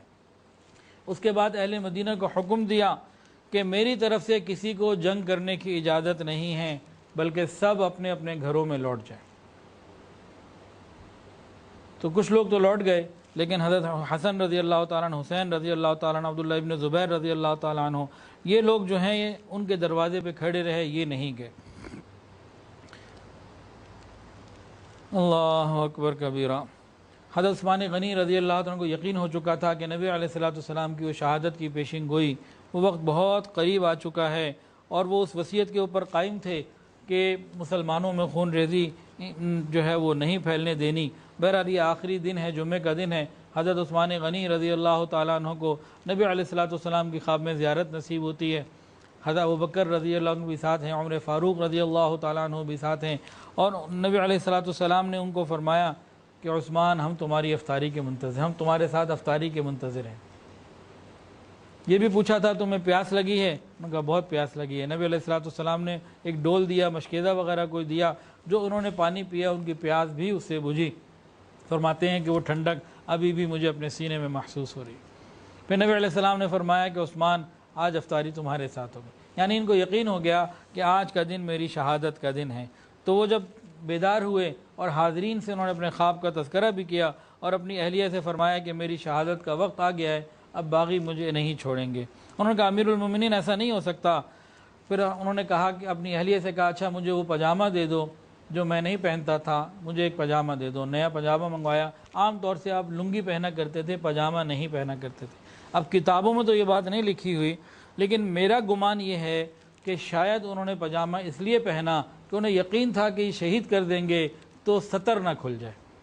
یہ میرا گمان ہے، یہ میں نے کتاب میں کسی کتاب میں نہیں پڑھا۔ آج کئی کتابیں میں نے دیکھی تو یہ بات تو مجھے 2 جگہ ملی کہ وہ ہمیشہ لنگی جو تہبند ہے وہ باندھا کرتے تھے۔ اس وقت انہوں نے باقاعدہ اہتمام کے ساتھ پاجامہ منگوایا، لیکن اس کی وجہ مجھے ان جو کتابیں پڑھی ان میں نہ ملی۔ یہ میرا گمان ہے کہ ان کے ذہن میں یہ ہوگا کہ اس میں پردے کی جو ہے نا پوزیشن ذرا بہتر ہوتی ہے۔ آپ نے اس پاجامے کو پہنا اور یہ آپ کی زندگی کا آخری دن ہے، اور آپ نے اپنے 20 غلاموں کو آزاد کر دیا اور قرآن مجید لے کے بیٹھ گئے اور قرآن مجید کی تلاوت میں مشغول ہو گئے اور اپنے آپ کو اللہ تعالیٰ کے حوالے کر دیا۔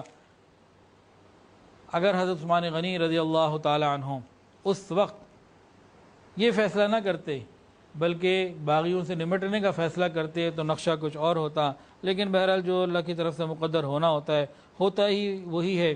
امام مظلوم نے اپنی شہادت کی ساری تیاریاں پوری کر لیں، اب انہیں انتظار تھا اور شدت کے ساتھ انتظار تھا کہ یہ باغی آئیں، میری جان جائے گی، میں شہید ہو جاؤں گا۔ اور آج کی افطاری تو حضور صلی اللہ علیہ وسلم کے ساتھ کرنی ہے، آج کی افطاری تو حضرت ابوبکر صدیق رضی اللہ تعالیٰ عنہ کے ساتھ کرنی ہے، اور آج کی افطاری تو حضرت عمر فاروق رضی اللہ تعالیٰ عنہ کے ساتھ کرنی ہے۔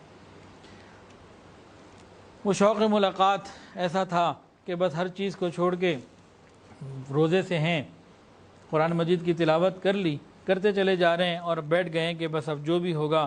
اور انہیں یقین تھا کہ نبی علیہ السلام نے جب کہہ دیا افطاری تمہارے ساتھ ہونی ہے تو بس یہ آج میری زندگی کا آخری دن ہے۔ اللہ اکبر کبیرہ۔ پھر آپ نے باغیوں کے لیے اپنے دروازہ بھی کھول دیا اور قرآن مجید کی تلاوت کے لیے بیٹھ گئے۔ بہرحال ان کو انتظار تھا شہادت کا، ادھر وہ موقع کی تلاش میں تھے۔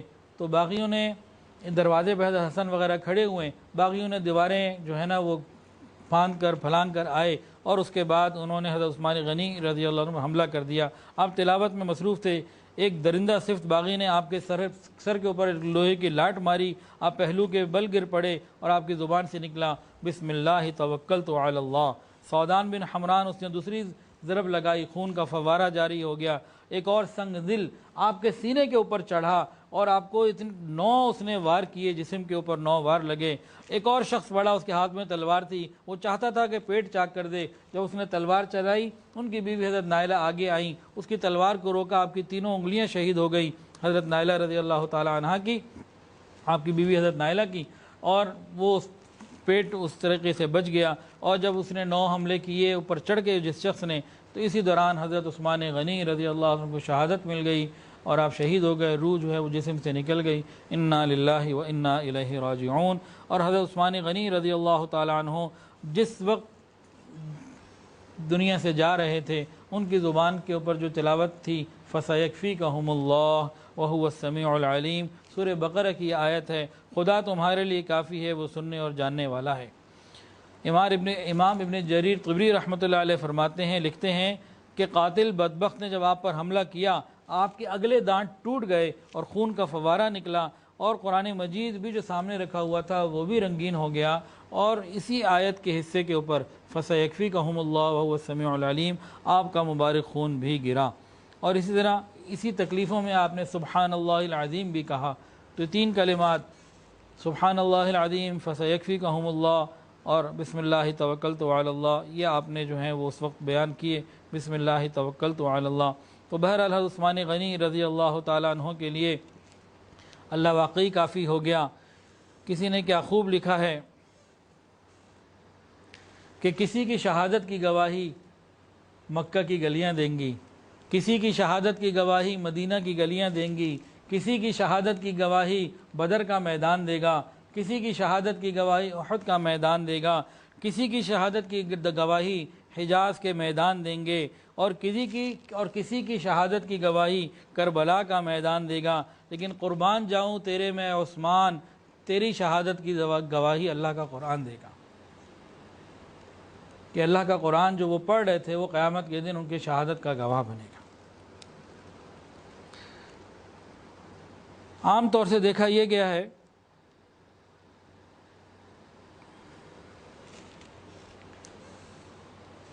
کہ جو دشمن ہوتے ہیں نا، یہ دوسرے کو جس کی جان لینا چاہتے ہیں جان لے کے چھوڑ دیتے ہیں، لیکن یہ ایسے حاسد تھے، ایسے دشمن تھے، ابھی بھی ان کا جو غصہ تھا، غضب تھا، ختم نہیں ہوا۔ خیر، جب وہ شہید ہو چکے، حضرت نائلہ جو تھیں وہ اپنے گھر کی چھت پہ کھڑی ہوئیں، اور انہوں نے پھر یہ لوگوں میں، مدینہ والوں میں اعلان کر دیا کہ لوگوں تمہارے خلیفہ کو باغیوں نے شہید کر دیا۔ جیسے ہی اعلان لوگوں نے سنا تو پورے مدینہ کے اندر ایک کوہرام مچ گیا، غم کی کیفیت ہو گئی، اور حضرت علی رضی اللہ تعالیٰ عنہ یہ بڑے غصے میں، جذبات کے ساتھ اور بڑی تیزی سے باب عثمان کی طرف آئے، حضرت عثمان کے دروازے پر، اور دیکھا حضرت حسن اور حسین کو، ایک کو آپ نے اپنے جذبات میں تھے، غصے میں ایک کو آپ نے مارا تو ان کے چہرے پہ لگا، تھپڑ لگا، ایک کے سینے پہ مارا، تمہیں کھڑا نہیں کیا تھا، تمہیں ذمہ داری نہیں دی تھی، تمہارے یہاں موجودگی میں کیسے ہو گیا؟ لیکن وہ اللہ کا حکم تھا، جو ہونا تھا وہ ہو گیا۔ تو حضرت عثمان غنی رضی اللہ عنہ کی شہادت کے اوپر حضرت علی رضی اللہ عنہ بھی بہت غمگین، اور تمام صحابہ بہت ہی زیادہ غمگین تھے۔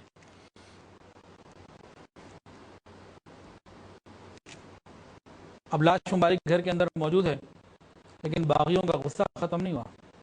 باغیوں نے اعلان کر دیا، خبردار، ان کو نہ تجہیز کی جائے گی، نہ تکفین کی جائے گی، نہ ان کو یہاں سے اٹھایا جائے گا، نہ ان کی نماز جنازہ ہوگی، اور ان کو مسلمانوں کے قبرستان میں دفن بھی نہیں کیا جائے گا۔ اکثر جگہ یہ ہوتا ہے کہ انسان دشمن کو مار کے بس بات مکمل ہو جاتی ہے، لیکن یہاں کچھ اور ہی معاملہ تھا، ابھی بھی باغیوں کا غصہ ختم نہیں ہوا تھا۔ تو بعض روایات میں آتا ہے کہ 2 دن 2 راتیں، بعض روایات میں آتا ہے کہ 3 دن 3 راتیں ان کی لاش کو ہاتھ نہیں لگانے دیا گیا، نماز جنازہ نہیں ہو سکی۔ مدینہ طیبہ میں رہتے ہوئے امیر المومنین کی 3 دن اس طریقے سے گزر گئے، اور ان 3 دنوں کے اندر بھی کئی واقعات آئے۔ اللہ اکبر۔ علامہ ابن عبد البر رحمۃ اللہ علیہ روایت کرتے ہیں کہ ان کی شہادت کے بعد ایک مصری ننگی تلوار لے کر آیا اور کہنے لگا، خدا کی قسم میں حضرت عثمان کی ناک کاٹوں گا۔ اس پر آپ کی زوجہ نے آستینیں چڑھا لی اور اس کی تلوار پکڑ لی، جس سے آپ کی زوجہ کا انگوٹھا کٹ گیا، اور آپ نے حضرت عثمان کے غلام سے کہا اس کے اوپر حملہ کرو اور اس کو جہنم میں داخل کرو۔ اس کے بعد عثمان کی تلوار سے اس شخص کو جہنم میں داخل کر دیا۔ پھر باغیوں نے اس بات کی بھی کوشش کی کہ آپ کا سر مبارک جو ہے جسم مبارک سے الگ کر دیا جائے، لیکن آپ کی گھر والی نے، گھر میں جو لوگ تھے انہوں نے ان ارادوں کو ناکام بنا دیا اور کام نہیں ہونے دیا۔ اسی طرح ایک ایسا باغی تھا عامر ابن ضابی، وہ آیا تو تھا حضرت عثمان غنی کی زیارت کے بہانے، آیا، قریب آ کر آپ کی پسلی کے اوپر وار کر کے پسلی کو توڑ دیا۔ اس کے بعد ایک امام ابن کثیر رحمۃ اللہ علیہ فرماتے ہیں کہ امام بخاری رحمۃ اللہ علیہ نے یہ واقعہ نقل کیا ہے ابن سیرین رحمۃ اللہ علیہ کے واسطے سے اپنی تاریخ میں۔ ابن سیرین کہتے ہیں کہ میں کعبے کا طواف کر رہا تھا تو میں نے ایک شخص کی بات سنی، وہ دعا کر رہا تھا اللہم اغفر لی، اللہ تو مجھے بخش دے، لیکن مجھے یقین ہے کہ تو مجھے نہیں بخشے گا۔ ابن سیرین کہتے ہیں میں بڑا حیران ہوا، میں نے کہا تو یہ کیا دعا کر رہا ہے؟ میں نے تو کبھی ایسا نہیں سنا، کوئی بیت اللہ میں آ کے بھی یوں کہے کہ اللہ تو مجھے معاف کر دے لیکن مجھے اندازہ ہے، یقین ہے تو مجھے معاف نہیں کرے گا۔ اے بندے یہ کیا ہے تیرا کام، یہ تو نے کیا کیا؟ تو اس شخص نے کہا کہ میں نے ارادہ کیا تھا، عہد کیا تھا کہ میں حضرت عثمان غنی رضی اللہ عنہ کے منہ پہ تماچا ماروں گا، اور جب وہ قتل کر دیے گئے اور ان کا جنازہ ان کے گھر میں چارپائی پہ رکھا ہوا تھا تو میں وہاں داخل ہوا۔ داخل اس انداز سے ہوا کہ میں زیارت کے لیے آیا ہوں، دیکھنے کے لیے آیا ہوں، بس مجھے ذرا سا موقع تنہائی کا مل گیا تو میں نے اسی وقت آپ کے چہرے اقدس سے کپڑا ہٹایا اور آپ کے مبارک چہرے کے اوپر تھپڑ مارا، جس کی وجہ سے میرا وہ ہاتھ دایاں فوراً سوکھ گیا۔ ابن سیرین فرماتے ہیں کہ میں نے اس شخص کا، اس بدبخت کا دایاں ہاتھ دیکھا تو دیکھا کہ وہ ایسے سوکھا ہوا تھا جیسے کوئی لکڑی سوکھی ہوتی ہے۔ تو جو 2 یا 3 دن جو ایسے گزرے، اس میں ایک بدبخت نے آ کے پسلی توڑی، ایک نے آ کے تھپڑ مارا اور ایک نے آ کے سر اتارنے کی کوشش کی۔ تو یہ مختلف کوششیں ہوتی رہیں اور اعلان کیا گیا تھا کہ خبردار کوئی شخص ان کی جنازے کی نماز نہیں پڑھ سکتا اور ان کو مسلمانوں کے قبرستان میں دفن نہیں کر سکتا۔ اس سے زیادہ ظلم کیا ہوگا؟ یہ داماد رسول ہیں، سخاوت کو زینت ان سے ملی، لفظ سخاوت ان کی وجہ سے مشہور ہوا، اس کو عزت اور زینت ان کی وجہ سے ملی، اور مسلمانوں کے لیے کتنے کتنے انہوں نے کام کیے، اور اپنے ہی گھر میں، اپنے ہی شہر میں آج اس طرح بے دردی سے شہید کر دیے گئے، اور اب جنازہ اٹھانے کی بھی یہ ظالم اجازت نہیں دیتے۔ 3 دن گزر گئے، اس کے بعد کیا ہوا؟ اللہ کا عرش بھی ہلا ہوگا، میرا گمان ہے کہ اس واقعے سے ہلا ہوگا۔ ام المؤمنین ام حبیبہ رضی اللہ تعالی عنہ، وہ اپنے مسجد نبوی شریف کے دروازے پر آ کے کھڑی ہو گئیں اور انہوں نے کہا کہ میں تمہیں وارننگ دیتی ہوں، میں حضور صلی اللہ علیہ وسلم کی بیوی ہوں، امت کی ماں ہوں، تم سب کی ماں ہوں، یا تو عثمان غنی رضی اللہ عنہ کا جنازہ اٹھا کر دفن کرنے کی اجازت دے دو، ورنہ پھر میں بے حجابانہ باہر آؤں گی اور تمہارے مقابلے پر آ کر ان کی تجہیز و تکفین کے سارے کام میں خود انجام دوں گی۔ جب انہوں نے اس قسم کی بات کی تو باغیوں کے دل بھی اس وقت ذرا دہل گئے اور رک گئے، وہ کچھ کر نہ سکے۔ اور ام المؤمنین یہ کون ہے؟ ام حبیبہ رضی اللہ تعالی عنہ حضرت معاویہ رضی اللہ عنہ کی بہن ہیں اور ابو سفیان رضی اللہ عنہ کی بیٹی ہیں، رسول اللہ صلی اللہ علیہ وسلم کی زوجہ ہیں۔ آپ کے اس عمل کے بعد پھر باغیوں نے تھوڑی سی جو ہے وہ ریلیکسیشن دی، اور رات کی تنہائی میں چند لوگوں نے ام المؤمنین کا جنازہ اٹھایا، اور باغیوں نے ایک اور اعلان کر دیا تھا، ان کو بقیع میں دفن نہیں ہونے دیا جائے گا۔ وہ جنت البقیع جہاں 10,000 صحابہ مدفون ہیں، ان کو جنت البقیع میں دفن نہیں ہونے دیا جائے گا، اور نہیں ہونے دیا گیا۔ اس وقت جنت البقیع چھوٹا تھا، آج بڑا ہے۔ جب جنت البقیع کئی مرتبہ ایکسٹینشن ہو کے اتنا بڑا ہو گیا کہ اب حضرت عثمان غنی رضی اللہ عنہ کی موجودہ جو پوزیشن ہے وہ جنت البقیع کے اندر ہے۔ لیکن اگر جن لوگوں کو جنت البقیع یاد ہو، آنکھوں میں گزر رہا ہو، وہ اگر غور کریں، ابتدائی سارے حصے میں صحابہ کرام ہیں، اور حضرت عثمان غنی رضی اللہ عنہ بہت آگے جا کے دور ان کی قبر ہے۔ تو اس زمانے میں ان کو جنت البقیع میں بھی دفن نہ ہونے دیا، اور رات کی تنہائی میں جب جنازہ نکلا تو حضرت علی رضی اللہ تعالیٰ عنہ، حضرت حسن رضی اللہ تعالیٰ عنہ، یہ وہ پہلے لوگ تھے جنہوں نے جنازے کو کندھا دیا۔ چند لوگ تھے، زیادہ لوگ بھی نہ تھے، اور یہ جنازہ جب نکلا، اور جب یہ جنازہ نکل رہا تھا حضرت نائلہ بھی ساتھ تھیں، پھر جنازہ جب یہ حضرت عثمان غنی رضی اللہ عنہ کے گھر سے نکلا ہوگا اور روضہ رسول کے سامنے سے گزرا ہوگا، کیا کیا دل میں صحابہ کے اور حضرت نائلہ کے دل میں خیالات پیدا ہوئے ہوں گے، کیا کیا باتیں پیدا ہوئی ہوں گی، ان کو نہ کوئی سوچ سکتا ہے نہ بیان کر سکتا ہے۔ اور کتنے جنازے آپ نے دیکھے ہوں گے، ان پہ پھول برسائے جاتے ہیں، کہیں کافور چھڑکا جاتا ہے۔ یہ امام مظلوم کا جنازہ ہے، باغیوں نے پتھر برسائے، مختلف چھتوں پہ کھڑے ہو گئے، جنازہ گزر رہا تھا، وہ اوپر سے پتھر برسا رہے۔ عاشق کا جنازہ ہے، ذرا دھوم سے نکلے، عاشق کا جنازہ ہے، ذرا دھوم سے نکلے، محبوب کی گلی میں ذرا گھوم کے نکلے۔ تو جنازے کے اوپر پتھراؤ بھی کیا گیا، اور بالآخر حضرت عثمان غنی رضی اللہ تعالیٰ عنہ کو جنت البقیع کے اندر جو ہے وہ دفن کر دیا گیا۔ اللہ تعالیٰ ان کے درجات کو بلند فرمائے، اور ہمیں تمام صحابہ کرام رضوان اللہ تعالیٰ علیہم اجمعین کا ادب کرنے کی، محبت کرنے کی توفیق عطا فرمائے۔ تو مسلمانوں میں تو بہت شہداء ہیں جی، اسلام کا دامن شہداء کی قربانیوں سے بھرا ہوا ہے۔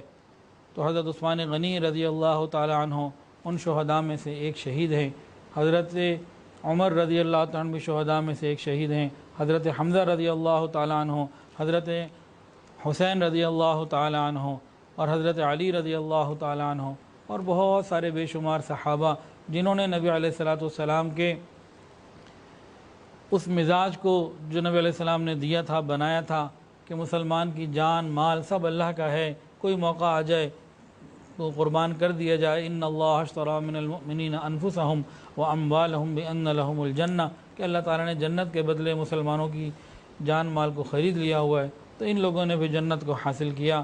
اللہ تعالیٰ ہمیں ان سے محبت بھی عطا فرمائے، ان کے اتباع کی بھی توفیق عطا فرمائے۔ وآخر دعوانا ان الحمد للہ رب العالمین۔ توبہ کے کلمات پڑھ لیجئے، کوئی بیت ہونا چاہے تو بیت کی نیت بھی کر سکتا ہے۔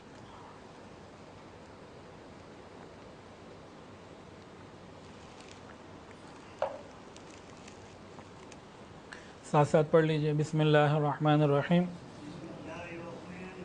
لا الہ الا اللہ محمد الرسول اللہ، اشہد ان لا الہ الا اللہ واشہد ان محمدا عبدہ ورسولہ، استغفر اللہ ربی من کل ذنب واتوب الیہ، استغفر اللہ ربی من کل ذنب واتوب الیہ، استغفر اللہ ربی من کل ذنب واتوب الیہ، برحمتک یا ارحم الراحمین۔ الحمدللہ ان کلمات سے ہم توبہ طائب ہو چکے ہیں۔ 6 معمولات ہیں، اگر پابندی سے کریں گے تو انشاءاللہ دلوں میں اللہ کی محبت بڑھے گی۔ پہلی چیز ہے استغفار، استغفر اللہ ربی من کل ذنب واتوب الیہ۔ دوسری چیز ہے درود شریف، اللہم صلی علی سیدنا و مولانا محمد وعلی آل سیدنا و مولانا محمد وبارک وسلم۔ یہ دونوں چیزیں صبح شام 100 مرتبہ۔ تیسری چیز ہے قرآن مجید کی روزانہ تلاوت، 1 سپارہ ہو جائے تو بہت اچھا، نہیں تو آدھا سپارہ ہی صحیح۔ آج ہم نے حضرت عثمان غنی رضی اللہ تعالیٰ عنہ کی تلاوت کی کیفیت کو تھوڑا بہت سنا ہے، تو کم سے کم اتنا ارادہ تو کر لیں کہ آج کے بعد روزانہ قرآن مجید کو پڑھیں گے ضرور۔ آج کے بعد ہماری زندگی کا کوئی دن تلاوت قرآن کے بغیر نہ ہو، اتنا ارادہ تو کر لیں۔ ایک عاشق قرآن، جامع قرآن کی باتیں سنی ہیں، تو قرآن مجید سے کوئی تعلق ہم اپنا جوڑیں، بڑھائیں۔ چوتھی چیز ہے وقوف قلبی، اللہ رب العزت کا دھیان، چلتے پھرتے اللہ تعالیٰ کی طرف متوجہ رہنا۔ پانچویں چیز ہے مراقبہ، اور چھٹی چیز ہے رابطہ شیخ۔ تھوڑی دیر کے لیے ذکر قلبی مراقبہ کر لیجئے، آنکھوں کو بند کر لیجئے، سروں کو جھکا لیجئے، یہ خیال کر کے بیٹھیے کہ اللہ کی رحمت آ رہی ہے، میرے دل میں سما رہی ہے، اور میرا دل کہہ رہا ہے اللہ اللہ اللہ۔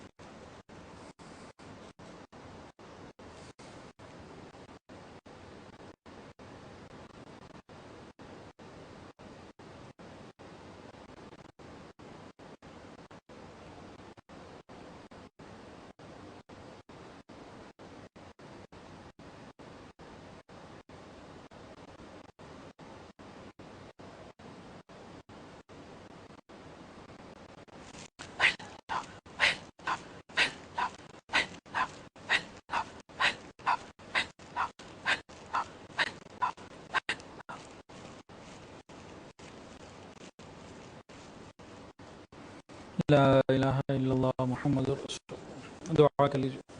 الحمد للہ رب العالمین الحمد للہ رب العالمین وصلی اللہ علی النبی الأمی الکریم. ربنا ظلمنا انفسنا وان لم تغفر لنا وترحمنا لنكونن من الخاسرین. اللہ ہم آپ کے عاجز مسکین بندے ہیں. اللہ ظاہر میں بندے حقیقت میں نہایت ہی گندے ہیں. یا اللہ ہمارے دلوں کی گندگیوں کو دور فرما, ہمارے سینوں کو اپنے نور سے منور فرما, ہمارے دلوں کو اپنی یاد سے آباد فرما. رب کریم سینوں کو اپنی محبت سے لبریز فرما, خطاؤں سے درگزر فرما, عیبوں کی پردہ پوشی فرما. رب کریم اپنی رحمتوں کی پشت پناہی نصیب فرما. یا اللہ سر کے بالوں سے لے کر پاؤں کے ناخنوں تک نیکی تقوی عطا فرما. یا الہ العالمین ہمیں قرآن مجید شوق سے اور روز پڑھنے کی توفیق عطا فرما. یا الہ العالمین حاسد کے حسد سے محفوظ فرما, شریر کے شر سے محفوظ فرما, برا چاہنے والوں کی برائی سے محفوظ فرما, دوستی کے رنگ میں دشمنی کرنے والوں سے محفوظ فرما. رب کریم ہماری دعاؤں کو قبول فرما. یا الہ العالمین بہت سارے لوگوں نے دعاؤں کے لیے کہا اور جو کہنا چاہتے تھے نہیں کہہ پائے, اور وہ لوگ جن کا حق ہے کہ ان کے لیے دعائیں کرتے رہا کریں. یا اللہ سب کے لیے خیر کے فیصلے فرما. یا الہ العالمین ہماری دعاؤں کو قبول فرما. جو صاحب اولاد ہیں ان کی اولادوں کو نیک وکار فرما, والدین کی آنکھوں کی ٹھنڈک بنا, متقیوں کا امام بنا. اللہ اولاد کی خوشیاں عطا فرما, اولاد کے غموں سے محفوظ فرما. جن گھروں میں جوان بچے بچیاں موجود ہیں قدردان رشتہ عطا فرما. والدین کے لیے فرائض نبھانے آسان فرما. رب کریم ہم سب کو رزق حلال, آسان, فراخ اور بابرکت عطا فرما. حرام اور مشتبہ سے محفوظ فرما. یا الہ العالمین اٹکے ہوئے کاموں کو سلجھا دیجئے. یا اللہ پریشانیوں کو دور فرما دیجئے, جتنی رکاوٹیں ہیں ان کو اپنی رحمت سے دور فرما دیجئے. یا اللہ پوری امت کی حفاظت فرما, ہمارے تینوں حرم کی حفاظت فرما. رب کریم دعوت اور تبلیغ کے کام کی حفاظت فرما. جہاں اللہ اللہ تین خانقاہوں کی حفاظت فرما. تمام مساجد, مدارس, مراکز عربیہ کی حفاظت فرما. اقامت دین کی کوششیں کرنے والوں کی حفاظت فرما. رب کریم ہماری دعاؤں کو قبول فرما. یا الہ العالمین پوری امت کی حفاظت فرما, ہمارے ملک پاکستان کی حفاظت فرما. چپے چپے اور بچے بچے کی حفاظت فرما. یا الہ العالمین ہماری دعاؤں کو قبول فرما. وصلی اللہ. یا اللہ بہت سارے لوگوں نے دعاؤں کے لیے کہا اور جو کہنا چاہتے تھے نہیں کہہ پائے, اور وہ لوگ جن کا حق ہے کہ ان کے لیے دعائیں کرتے رہا کریں. یا اللہ سب کے لیے خیر کے فیصلے فرما, تمام حاضرین کو قبول فرما. اللہ ہمارے ادارے الکہف ایجوکیشنل ٹرسٹ کو قبول فرما. اللہ تمام شعبوں کو قبول فرما, تمام لوگوں کو قبول فرما. جو ہمارے معاونین ہیں انہیں اپنے مقربین میں شامل فرما. یا اللہ ہر آنے والے وقت کو پہلے سے بہتر فرما. انتہائی آسانی, سہولت اور عافیت کے ساتھ ہم سے خیر کے کام لے لیجئے. یا اللہ پریشانیوں سے محفوظ فرما. وصلی اللہ تعالی علی خیر خلقہ سیدنا و مولانا محمد وعلی آلہ واصحابہ واہل بیتہ اجمعین. آمین یا رب العالمین. آمین برحمتک یا ارحم الراحمین.